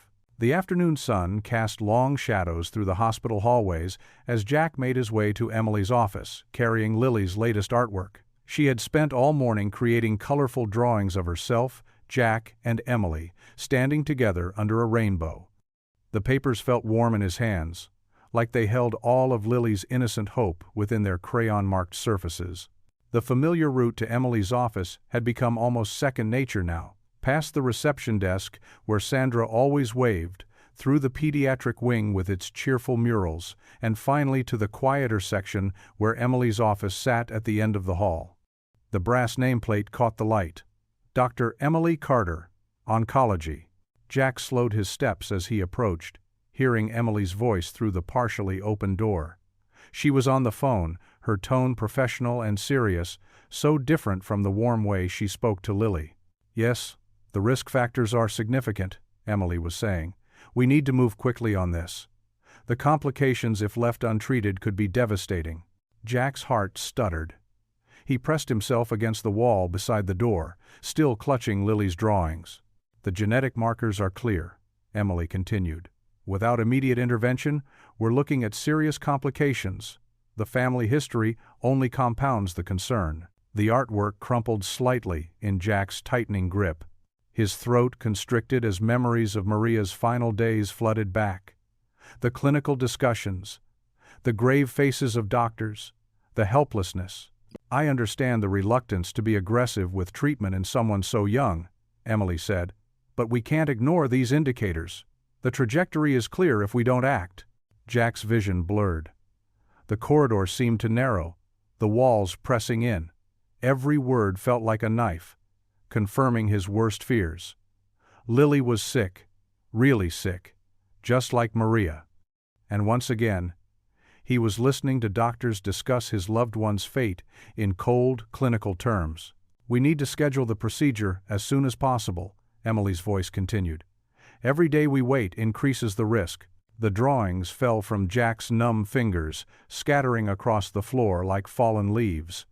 His chest felt too tight, each breath a struggle. The trust he'd carefully built over these weeks crumbled like sand. Emily had given them hope, made them believe everything would be okay. But here she was, discussing Lily's condition like a foregone conclusion. Through the crack in the door, he could see Emily's back as she stood by her window, phone to her ear. The sunlight caught her hair, creating a halo effect that now seemed cruelly ironic. She had seemed like an angel of mercy, but she was just another doctor who couldn't prevent the inevitable. "Yes, I'll discuss it with the father," Emily said. "Though getting him to understand the severity might be challenging. He's still carrying trauma from his wife's passing." The words hit Jack like physical blows. Not only was Lily's condition apparently hopeless, but Emily had been analyzing him too, reducing his grief to a clinical obstacle. His feet moved before his mind could catch up. Away from the office, away from Emily's voice, away from the crushing weight of history repeating itself. The corridor stretched endlessly before him as he walked, then jogged, then nearly ran. Past the pediatric murals that now seemed to mock him with their cheerfulness. Past Sandra's concerned face at reception. Past other patients and staff who turned to watch his retreat. The crumpled drawings lay forgotten on the floor outside Emily's office, their bright colors a stark contrast to the sterile hospital tiles. The rainbow, once a symbol of hope, now felt like nothing more than childish fantasy. Jack burst through the hospital's main doors into the parking lot, gasping for air that didn't seem to want to fill his lungs. The afternoon sun was too bright, too harsh, illuminating a world that had once again turned cruel and uncertain. Behind him, Emily's voice continued her phone conversation, unaware that her words had just shattered the fragile trust Jack had begun to build.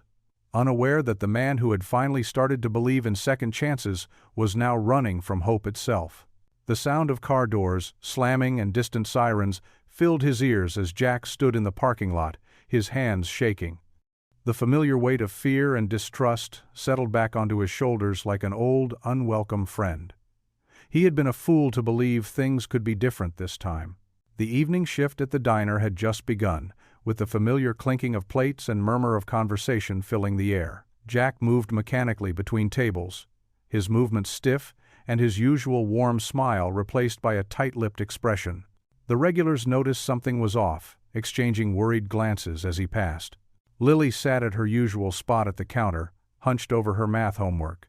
She hadn't said much since Jack had tersely told her they wouldn't be going to the hospital today. Her small fingers gripped her pencil too tightly, and she kept glancing at the door. The bell above the entrance chimed.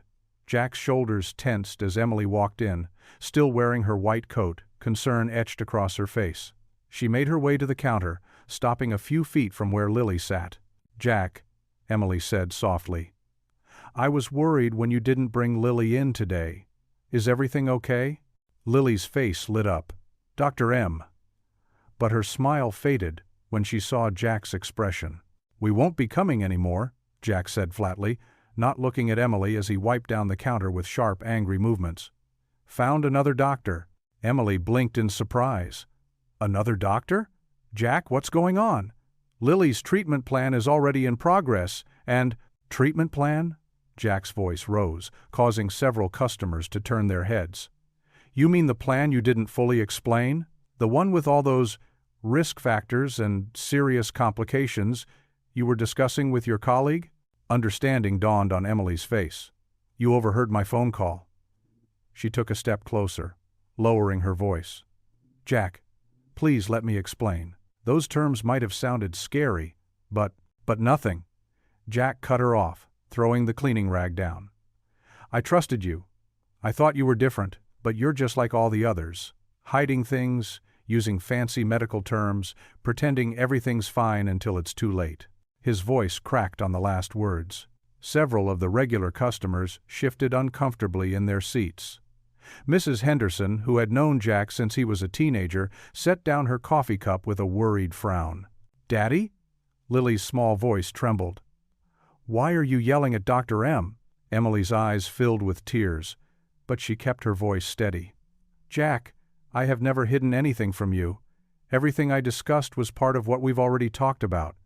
The risks are there, yes, but that's exactly why we're treating Lily now, before—" "Before what?" Jack slammed his palm on the counter, making the silverware rattle. "Before she ends up like Maria, lying in a hospital bed while doctors throw around words like treatment and hope when they know it's hopeless." The diner fell silent. Lily's lower lip quivered, and she hugged her math book to her chest. Emily took a deep breath. "This isn't about Maria, Jack. Lily's condition is completely different, and it's treatable. But you have to trust me. Please, just sit down with me for 5 minutes and let me explain everything again." "Trust you?" Jack laughed bitterly. "I did trust you. I let myself believe." He stopped, shaking his head. "It doesn't matter. We're done here. Find someone else to practice your bedside manner on." Emily flinched as if he'd slapped her. She turned to Lily, who had tears running down her cheeks. "Sweetheart, "Don't," Jack warned, stepping between them. "Just go." Emily stood there for a moment longer, her white coat stark against the warm colors of the diner.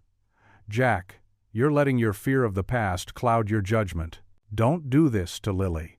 Her voice was barely above a whisper. "Don't do this to yourself." When Jack didn't respond, Emily slowly turned and walked toward the door. She paused with her hand on the handle, looking back one last time, but Jack had already turned away. The bell chimed again as she left, the sound somehow sadder than before. The silence in the diner was deafening. Mrs. Henderson stood up, looking like she wanted to say something, but Jack disappeared into the kitchen before she could speak. Through the service window, the regulars could see him standing there, head bowed, hands gripping the edge of the steel prep table until his knuckles turned white. Lily slid off her stool and walked to the kitchen door. "Daddy?" she asked quietly. "Why are you so mad at Dr. M?" Jack didn't answer. He couldn't.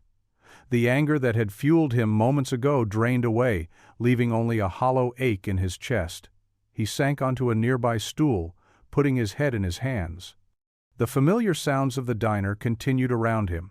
Coffee being poured, orders being called, life going on.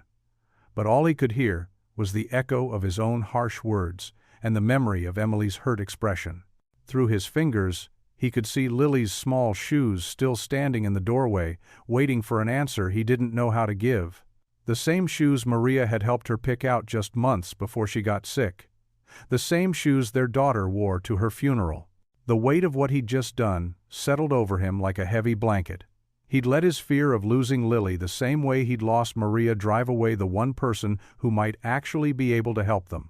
But the terror of going through that pain again, of watching someone he cared about suffer while doctors spoke in careful, measured tones about options and possibilities, had overwhelmed his reason. Now he sat in the familiar sanctuary of his kitchen, head in his hands, while his daughter waited for an explanation he couldn't provide. The evening light filtered through the small window, casting long shadows across the floor, much like the shadows that seemed to be growing in his heart. The morning sun filtered through the diner's windows, but Jack Martinez barely noticed. His hands trembled as he carried plates to waiting customers, dark circles under his eyes betraying his sleepless nights. Twice already, he'd mixed up orders, something he hadn't done in years. "You feeling okay, Jack?" old Mr. Peterson asked from his usual spot at the counter. "You're looking a mite pale there." "I'm fine," Jack mumbled, though he was anything but. His chest felt tight, like someone had wrapped iron bands around it. The lunch rush was brutal. Jack moved mechanically through his tasks, his mind wandering to Lily at school. She'd barely touched her breakfast that morning, pushing her cereal around the bowl until the flakes turned to mush. When he'd kissed her forehead goodbye, her skin had felt warm. "Order up," Bernie called from the kitchen, making Jack jump. He'd been standing still, lost in thought, a pot of coffee growing cold in his hand. The afternoon dragged on endlessly. Every time the bell above the door chimed, Jack's heart skipped, afraid it might be Emily. But she hadn't come by since their argument. The corner booth where she used to sit remained empty, a silent accusation. When his shift finally ended, Jack's legs felt like lead as he walked to pick up Lily from school. She was waiting on the steps, her usual bounce missing from her step. Her face looked pale, her eyes tired. "Hi, Daddy," she said quietly, slipping her small hand into his. "Hey, sweetheart, how was school?" "My tummy hurts," she whispered. Jack's heart clenched. He picked her up, noting how hot she felt against his chest. "Let's get you home and into bed." At their apartment, Lily didn't protest being put to bed early. Another warning sign. She usually bargained for extra stories, or just 5 more minutes of drawing time. Instead, she curled up under her covers, clutching the stuffed elephant Emily had given her weeks ago. Jack sat on the edge of her bed, stroking her hair. "Can I get you anything, baby?" "I miss Dr. M," Lily murmured, her eyes already closing. "She always made everything feel better." The words hit Jack like a physical blow. He stayed there until Lily's breathing evened out in sleep, then stumbled to the kitchen. His hands shook as he gripped the counter, memories of Maria's final days flooding back. The same helplessness, the same fear. The kitchen clock ticked loudly in the silence. Jack's eyes fell on Maria's photo on the wall. Her gentle smile, the warmth in her eyes. What would she think of him now, letting his fear and anger push away someone who only wanted to help their daughter? "I don't know what to do anymore, Maria," he whispered, his voice cracking. "I'm so scared of losing her like I lost you. I'm scared of trusting doctors again. I'm scared of everything." He sank into a kitchen chair, buried his face in his hands. For the first time since Maria's funeral, he felt tears streaming down his cheeks. The wall he'd built around his grief crumbled. "Please," he whispered, looking upward. "I need help. I need guidance." The prayer felt rusty on his lips. He hadn't prayed since that terrible night when Maria slipped away. I can't lose Lily too. I can't. From Lily's room came a small cough, followed by another. Jack's chest tightened further. He remembered Emily's words about complications if Lily's condition went untreated. Had his stubbornness already caused irreparable damage? The night stretched endless before him. Every sound from Lily's room made him flinch. He paced the kitchen, picked up Emily's card a dozen times only to put it back down. His pride warred with his fear. Around midnight, exhaustion finally drove him back to the kitchen table. Maria's photo watched him from the wall, her expression seeming almost stern now. She had always been the stronger one, the one with unwavering faith. What would she tell him if she were here? "Maria," he whispered, his voice barely audible in the quiet apartment. "I've messed everything up. I thought I was protecting Lily, but—" His words dissolved into quiet sobs as he slumped forward, head resting on his arms. Another cough from Lily's room echoed through the apartment. Jack felt the weight of his choices pressing down on him like a physical thing. He had let his fear of the past poison their future, had let his grief over losing Maria blind him to the help being offered freely, lovingly. The kitchen clock continued its relentless ticking as Jack sat there, shoulders shaking, whispering his late wife's name into the darkness. All his carefully maintained control crumbled away, leaving him raw and exposed in the quiet kitchen, facing the truth of his failures. Sunlight crept through the kitchen window's worn curtains as Jack shuffled out of his bedroom. His head throbbed from another restless night. The sound of crayons scratching against paper made him pause in the hallway. Lily sat at their small kitchen table, her favorite coloring book open before her. But instead of filling in the printed pictures, she was drawing on a blank sheet of paper. Her dark curls, so much like Maria's, fell forward as she concentrated on her work. "Morning, sweetie," Jack said, his voice rough. "You're up early." Lily didn't look up, focused on her drawing. "I couldn't sleep, Daddy." Jack's heart clenched. He moved to the coffee maker, going through the motions of measuring grounds and adding water. The machine's gentle gurgling filled the silence. "What are you drawing?"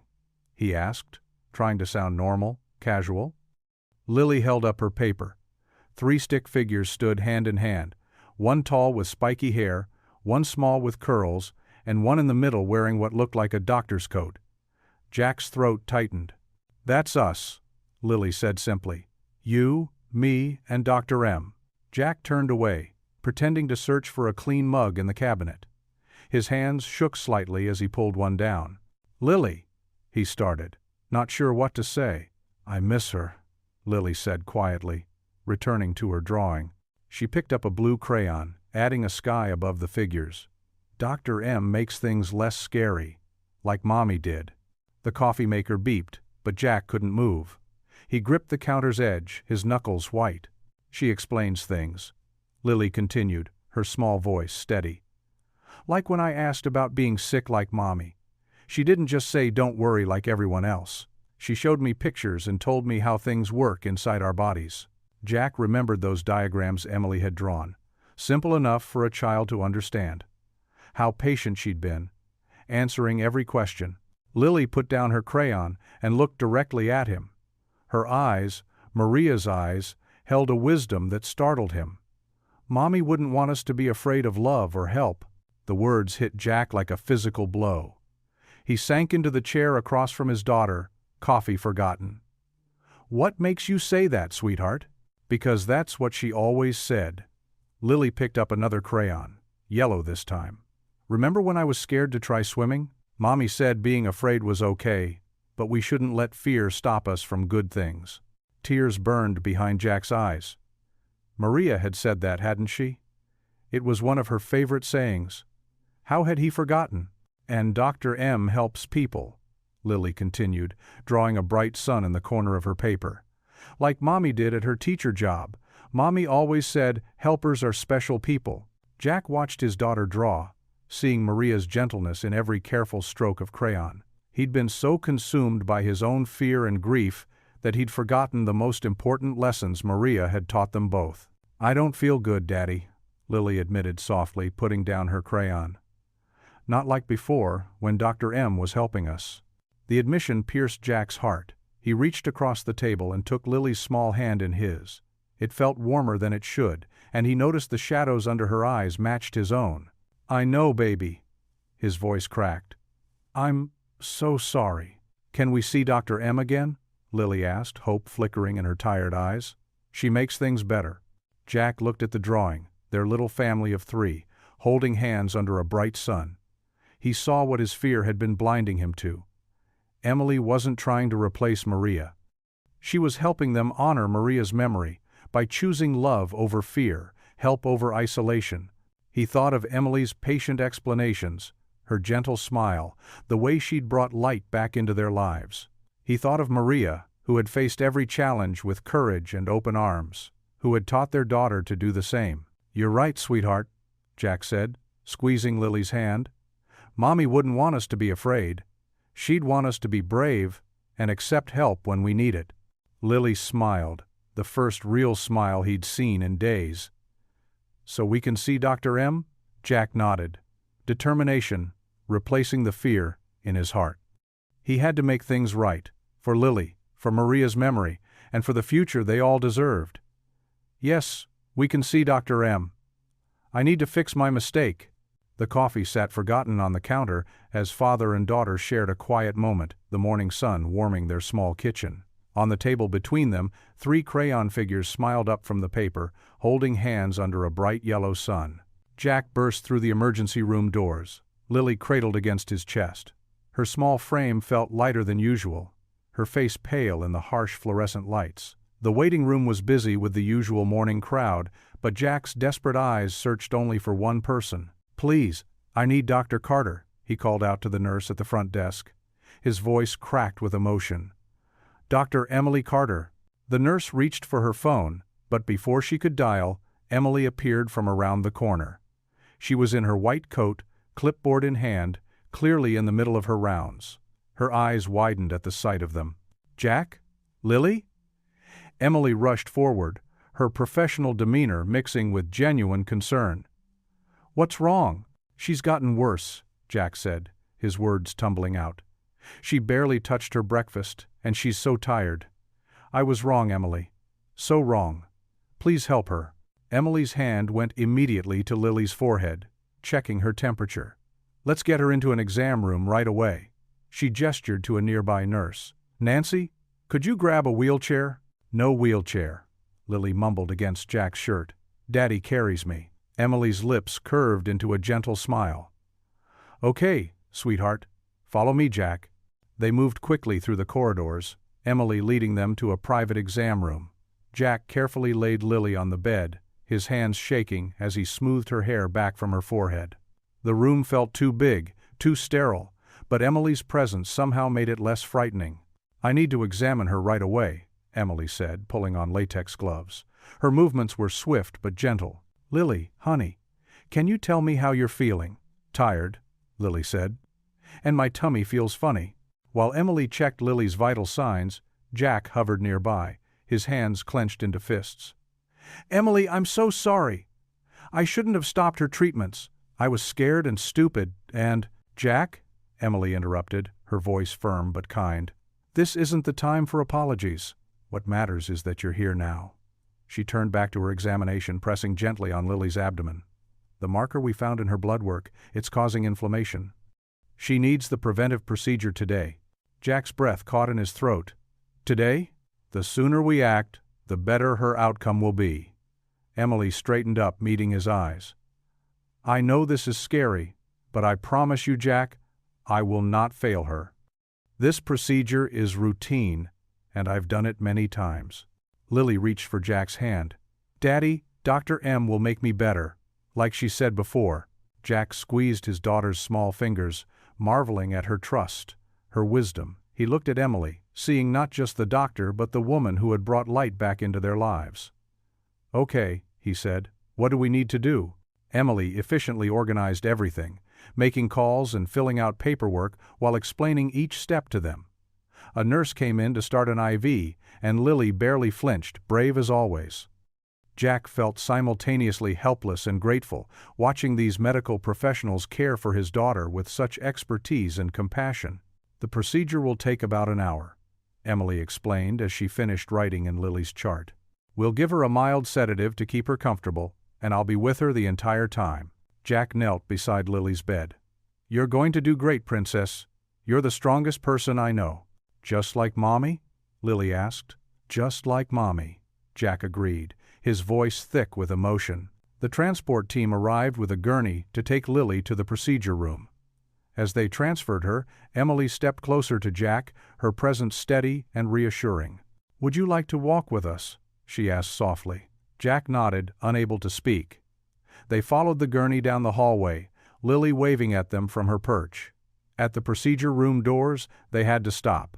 "See you soon, Daddy," Lily called out cheerfully as they wheeled her through the doors. Emily touched Jack's arm. "Let's sit in the waiting area. I'll have my colleague Dr. Stevens perform the procedure while I stay with you." Jack turned to her, surprised. "But you said, Dr. Stevens is excellent, and Lily will be in very capable hands. Right now, I think you need me more." They walked to the waiting area, finding seats slightly apart from the other families. Jack sank into the chair, suddenly exhausted. Without thinking, he reached for Emily's hand. She interlaced their fingers without hesitation, offering silent support. "I was so wrong about everything," Jack whispered, staring at their joined hands. "I let my fear of losing her like I lost Maria cloud my judgment. I almost made things worse by pushing away the help she needed. The help we both needed."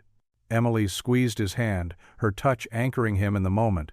They sat together in the quiet waiting room, their joined hands a bridge between past pain and future hope, while behind the procedure room doors, their little girl began her journey to healing. The procedure room buzzed with quiet efficiency as Emily and her team worked. Under the bright surgical lights, Emily's hands moved with practiced precision, her focus absolute as she performed the delicate preventive procedure on Lily. The little girl lay peacefully under sedation, her dark curls tucked neatly beneath a surgical cap. "Blood pressure stable," a nurse announced quietly. Emily nodded, her eyes never leaving her work. Despite the emotional weight of the situation, knowing Jack was outside, knowing how much this meant to both of them, her movements remained steady and sure. This was what she had trained for, what she had dedicated her life to. Each careful motion was guided by years of experience and the deep commitment she felt to this precious child. In the waiting room, Jack sat alone, his shoulders hunched forward as he clutched Maria's silver cross necklace in his trembling hands. The chain wrapped around his fingers, the metal warm from his constant grip. He hadn't worn it since Maria's funeral, keeping it instead in a small box by his bedside. But today, he'd grabbed it before rushing Lily to the hospital, needing that connection, that strength. "Please," he whispered, his voice barely audible in the quiet room. "Please, watch over our little girl." He wasn't sure if he was talking to Maria or to God. Maybe both. The waiting room clock ticked steadily, marking each endless minute. Other families came and went, their own dramas playing out in whispered conversations and worried glances. A kind-faced volunteer offered him coffee twice, but Jack merely shook his head, unable to focus on anything but the hallway where Emily had disappeared with Lily. He replayed their last conversation in his mind, the way Emily had squeezed his hand before heading into the procedure room. "Trust me," she'd said, her eyes steady and warm. "I'll take good care of her." And despite all his past fears, despite the weight of Maria's loss still heavy on his heart, he did trust her, completely. The morning light shifted to afternoon, shadows stretching across the waiting room floor. Jack alternated between pacing and sitting, between silent prayers and quiet tears. An elderly man across the room gave him an understanding nod, probably recognizing the distinct worry of a parent waiting for news about their child. Finally, after what felt like days but was really just hours, Emily appeared in the doorway. Her surgical cap was off, her dark hair slightly messed, and exhaustion lined her face. But her eyes were bright, and her smile was genuine. Jack stood so quickly he nearly stumbled, his heart pounding as he searched her expression for answers. "She's going to be just fine," Emily said, her voice warm with relief and joy. The words washed over Jack like a healing wave. His legs went weak, and before he could think about it, before he could stop himself, he crossed the space between them in 3 long strides and pulled Emily into a tight embrace. Tears streamed freely down his face as he held her, his body shaking with relief and gratitude. Emily's arms wrapped around him in return, strong and steady, anchoring him in this moment of overwhelming emotion. "Thank you," he whispered against her hair, the words feeling inadequate for the magnitude of what she'd done. "Thank you for not giving up on us." They stood there, in the waiting room, neither caring about the curious glances from others, both understanding that this moment marked something profound, not just Lily's healing, but perhaps their own as well. Jack's tears dampened Emily's scrubs, but she didn't seem to mind. Her hand moved in small, comforting circles on his back, and he could feel her own tears falling silently. In his grip, Maria's necklace pressed between them, no longer a symbol of loss, but somehow a blessing for this new chapter. The afternoon sun filtered through the hospital room's window, casting a warm glow across Lily's bed. Her small form stirred beneath the crisp white sheets, and her eyelids fluttered open. For a moment, confusion clouded her face as she took in the unfamiliar surroundings. But then she spotted Jack and Emily sitting side by side in the visitors' chairs. A drowsy smile spread across her face. "Daddy? Dr. M?" Her voice was soft and slightly raspy. Jack immediately leaned forward, his hand finding hers on top of the blanket. "Hey, sweetheart, I'm right here." His voice cracked with emotion as he smoothed back her dark curls from her forehead. Emily stood up and moved to check Lily's vitals on the monitor, her professional instincts kicking in even as her eyes softened with affection. "How are you feeling, brave girl?" Lily thought about it for a moment, her nose scrunching up. "Sleepy. And my throat feels funny." "That's normal," Emily assured her, adjusting Lily's pillow with gentle hands. "It's from the breathing tube during the procedure, but it'll feel better soon. Would you like some ice chips?" Lily nodded, and Jack quickly reached for the small cup on the bedside table, helping her take a few chips. "You did so well, Princess," Jack said, his voice thick with pride and relief. "You're the bravest person I know." "Braver than Mommy?" Lily asked quietly. Jack's breath caught, but he managed a warm smile. "Just as brave as Mommy. She'd be so proud of you." He squeezed her hand. "And I promise you something, Lily. From now on, we'll face everything together. No more being scared of getting help when we need it." Emily watched the tender exchange, starting to step back to give them privacy, but Lily's small voice stopped her. "Dr. M, are you going away?" "No, sweetie," Emily replied, moving closer again. "I'm staying right here as long as you and your dad want me to." "Good," Lily said decisively, despite her tiredness. "Because you make Daddy smile again, like he used to with Mommy." Jack and Emily's eyes met over Lily's bed, a current of understanding passing between them. Jack didn't look away this time, didn't try to hide the warmth in his gaze. "You know what?" Emily said, perching on the edge of Lily's bed. "Your daddy makes me smile too, and you, Miss Lily, are the bravest patient I've ever had. The way you faced everything head on, that takes real courage." Lily beamed at the praise, then yawned widely. "Can you both stay until I fall asleep?" "Of course we can," Jack assured her, adjusting her blanket. He settled back in his chair but kept hold of one of Lily's hands. Emily sat on the other side of the bed, her presence calm and steady. Together, they watched as Lily's eyes grew heavy, her breathing evening out as she drifted back to sleep. In the quiet of the room, Jack stood and leaned over his daughter, pressing a gentle kiss to her forehead. His eyes closed briefly, and his lips moved in a silent prayer of gratitude. Thank you, God, for second chances, for bringing Emily into their lives, for keeping his little girl safe. When he straightened up, Emily was watching him with understanding in her eyes. Their hands found each other across Lily's bed, a bridge of connection and healing that promised more stories yet to come. The afternoon sun continued to warm the room as Lily slept peacefully between them, her face serene and her future brighter than it had been just days before. The monitors beeped softly in the background, a steady reminder of how far they'd come and how much they'd overcome together. The news traveled through their small town like a wave of hope. By mid-morning, the hospital's front desk had fielded dozens of calls asking about Lily Martinez. The quiet seventh-floor corridor where Lily recuperated soon transformed into an impromptu gathering spot for well-wishers. Mrs. Peterson from the bakery arrived first, carrying a basket of still-warm chocolate chip cookies, Lily's favorite. "These ought to make the hospital food more bearable," she said with a wink, setting them on the bedside table. The sweet aroma filled the sterile room, making it feel more like home. Throughout the morning, a steady stream of visitors trickled in. Mr. Thompson, the retired mailman who always saved special stamps for Lily's collection, brought her a get-well card decorated with butterflies.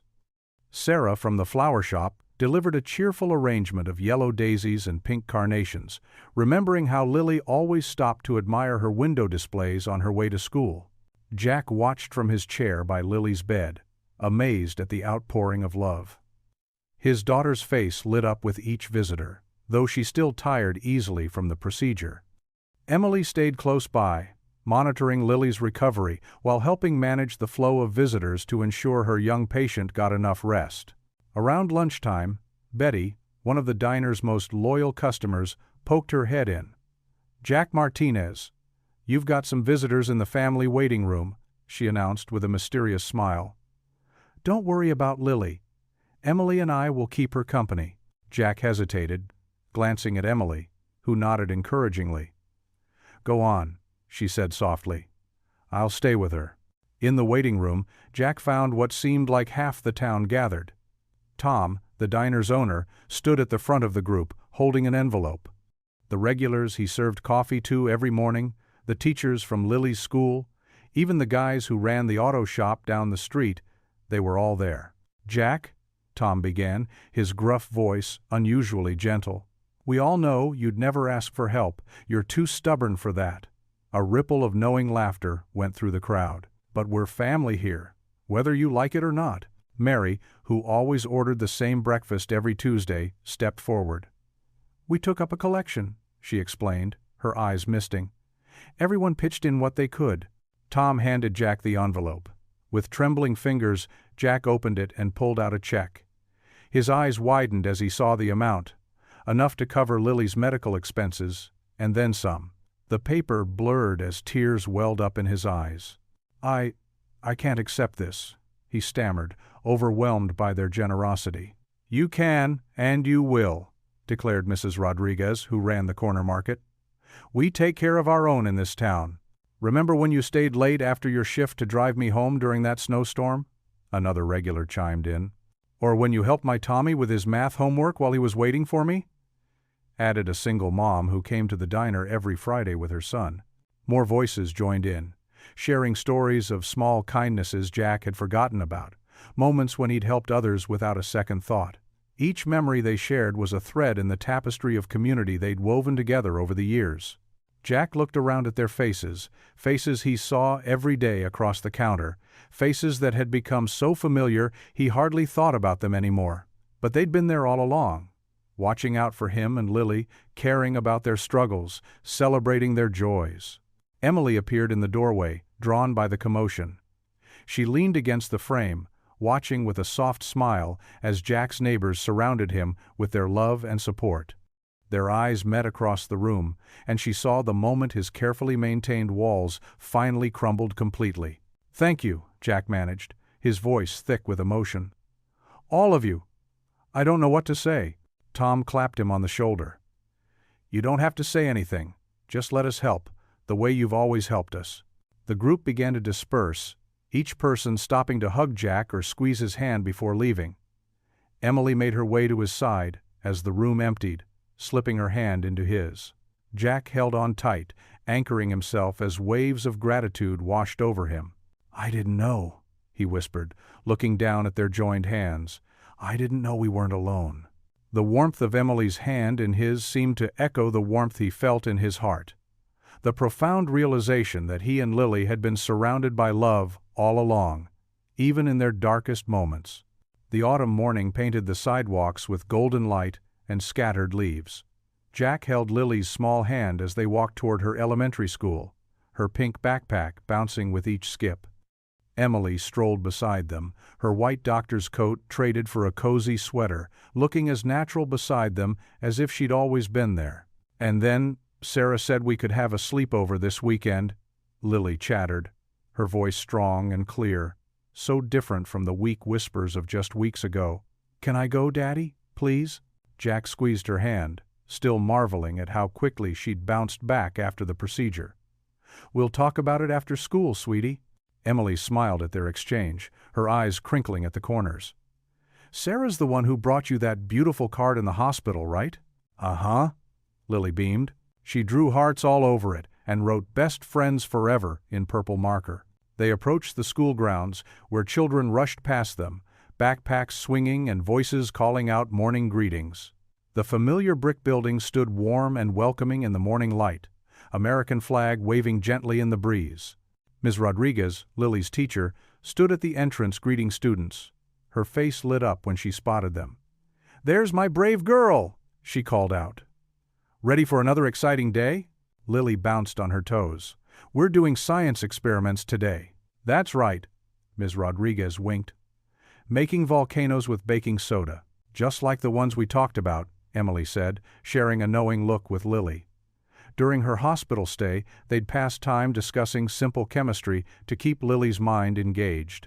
Jack crouched down to Lily's level, straightening her jacket collar. "Have a great day, sweetheart. I'll pick you up after school." Lily threw her arms around his neck in a tight hug, then surprised Emily with one too. "Bye, Daddy. Bye, Dr. M." She skipped away toward her waiting friends, pigtails swinging. Jack and Emily stood watching until Lily disappeared inside. The school bell rang, and the last few stragglers hurried through the doors. They turned away, walking slowly back the way they'd come.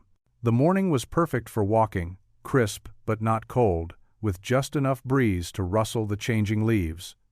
They passed the local park where an elderly couple fed breadcrumbs to eager pigeons. "She looks so healthy," Emily said softly. "Her color is perfect, her energy levels are right where they should be." Jack nodded, emotion thick in his throat. "Thanks to you, thanks to all of us," Emily corrected. "You got her help when she needed it. That takes courage." They stopped at the corner where Main Street crossed Oak, waiting for the light to change. Jack turned to face Emily, his eyes serious. "I was so wrong about you. About everything." "Jack, no, please. Let me say this." He took a deep breath. "When Maria died, I wrapped myself in fear like a shield. I thought if I just held Lily close enough, kept the world at arm's length, nothing could hurt us again." He shook his head. "But that's not living. These past few months, watching you with Lily, seeing how the whole town came together for us, it opened my eyes." Emily's expression was soft, patient. The crosswalk signal changed, but neither moved. "I've been afraid to trust," Jack continued. "Afraid to hope. Afraid to," he swallowed hard, "to feel anything that might lead to losing someone again." A gentle breeze stirred Emily's hair as she listened, her eyes never leaving his face. "But you showed me that closing yourself off doesn't protect you. It just keeps out all the good things too. The love, the support, the chance to heal." Jack's voice grew stronger. "I'm ready now. Ready to trust again. Ready to open my heart. Not just to doctors and treatment, but to—" He hesitated, then finished softly, "to love." Emily's breath caught. For a moment, they stood in silence as the morning bustle of Main Street continued around them. "Jack," Emily said finally, her voice tender, "I've watched you grow so much these past months. From that scared, angry man in the diner to the strong, loving father who carries his daughter through her struggles with such grace." She smiled, a hint of tears in her eyes. "You've helped me heal too. After losing David, I threw myself into work, thinking if I saved enough people, it would fill the hole in my heart. But being with you and Lily—" She touched his arm gently. "You reminded me what it means to be part of a family." The morning sun streamed down, warming their faces as they stood close together on the corner. A delivery truck rumbled past, and a flock of sparrows took flight from a nearby tree, but Jack and Emily remained still, caught in the moment. "So, where do we go from here?" Jack asked softly. Emily's smile widened. "Forward," she said simply. "Together." Jack reached for her hand, his fingers intertwining with hers, naturally, as if they'd done this 1,000 times before. Her hand was warm and soft in his, and he felt the last of his defenses crumble. They began walking again, heading toward the diner where Jack's shift would start soon. Their joined hands swung gently between them as morning sunlight streamed down, turning the world golden around them. The evening sun cast long shadows through the diner's windows, turning everything golden. The dinner rush had settled into a comfortable lull, with only the regulars scattered among the booths. Jack had hung up his apron early, joining Emily and Lily at their usual corner table. The smell of fresh coffee and Nancy's famous apple pie filled the air. Lily sat between them, her legs swinging happily under the table as she colored in her new book. A gift from Emily. Her dark curls, so like Maria's, caught the fading sunlight. "Look," Lily held up her drawing. "It's us at the park yesterday." Emily leaned in closer, her shoulder brushing against Jack's. "Is that me pushing you on the swings?" "Uh-huh," Lily beamed. "And Daddy's catching me when I jump off," Jack chuckled, remembering how his heart had nearly stopped when Lily launched herself from the swing. But Emily had squeezed his arm and whispered, "Let her fly." She always seemed to know exactly what to say. Old Mr. Peterson walked past their table, coffee cup in hand. "Evening, Jack. Dr. Carter." He winked at Lily. "Looking mighty cheerful tonight, Miss Lily." "We're having spaghetti," Lily announced proudly. "And Dr. M says I can have ice cream after, if I eat all my vegetables." "Dr. M. Is it now?" Mr. Peterson's eyes twinkled as he glanced between Jack and Emily. "Well, ain't that sweet?" From behind the counter, Nancy brought over their plates, steam rising from perfectly twirled pasta. "Here you go, loves." She set down an extra basket of garlic bread. "On the house." "Nancy, you don't have to." Jack started. "Hush now," Nancy interrupted, patting his shoulder. "Let us spoil you a little. Lord knows you deserve some happiness." Jack felt warmth spread through his chest as he looked around the diner. These people had become more than customers. They were family. They'd supported him through Maria's illness, through his darkest days, and now they were here to witness his heart opening again. Mrs. Rodriguez, who'd been coming to the diner for 30 years, dabbed at her eyes with a napkin as she watched them from her usual spot by the window. "Reminds me of when Jack and Maria first started dating," she whispered to her husband. "Such young love." Emily helped Lily twirl her spaghetti, showing her how to use the spoon trick. Jack watched them, struck by how natural they looked together. The fear that had gripped him for so long, of letting someone new into their lives, of dishonoring Maria's memory, felt distant now. "Daddy," Lily said through a mouthful of pasta, "can Dr. M come to my school play next week? I'm gonna be a tree." "A tree?" Emily's eyes lit up. "I bet you'll be the most magnificent tree in the whole forest." "The tallest!" Lily stretched her arms up high, nearly knocking over her milk. Jack caught it just in time, and they all laughed. The sound of their shared laughter filled the diner, bright and genuine. Jack couldn't remember the last time he'd felt this light, this complete. He glanced up at Maria's photo on the wall, the one the diner had insisted on keeping up after she passed. Her smile seemed different now, not a reminder of loss, but a blessing for new beginnings. Emily must have noticed his gaze because she reached across the table and took his hand. Her touch was warm, steady, healing, just like her presence in their lives had been. Jack squeezed back, no longer afraid to hold on. "We looked like a family," Lily observed suddenly, looking up from her drawing with those wise eyes that sometimes seemed to see right through to the truth of things. The diner fell into a soft silence. Even the clinking of silverware seemed to pause. Jack felt tears prick at his eyes, but for the first time in years, they weren't tears of sadness. Emily's thumb traced gentle circles on his hand. She didn't try to fill the silence with words. She understood, as she always had, that some moments needed to be felt rather than spoken. The regulars tried to hide their watching, but their joy was evident in their poorly concealed smiles and whispered conversations. They'd witnessed Jack's journey from grief to hope, had worried over Lily's health, had welcomed Emily into their tight-knit community. Nancy appeared again with 3 bowls of ice cream, topped with extra chocolate sauce for Lily. You ate all your vegetables, Sweet Pea, just like you promised. Lily clapped her hands in delight. Look, Daddy! Dr. M, they put sprinkles on top. Rainbow sprinkles, Emily noted seriously. Those are scientifically proven to taste the best. Jack watched as his daughter giggled, as Emily's eyes crinkled with joy, as the last rays of sunset painted everything in warm gold. Maria's photo caught the light just so, and for a moment Jack could have sworn her smile grew wider, as if saying, "It's okay, love. Be happy." The three of them sat together in their corner booth, sharing ice cream and stories and dreams, while all around them, the diner hummed with the quiet satisfaction of witnessing love bloom anew. Faith had brought them here. Faith in healing, in second chances, in the power of opening one's heart again.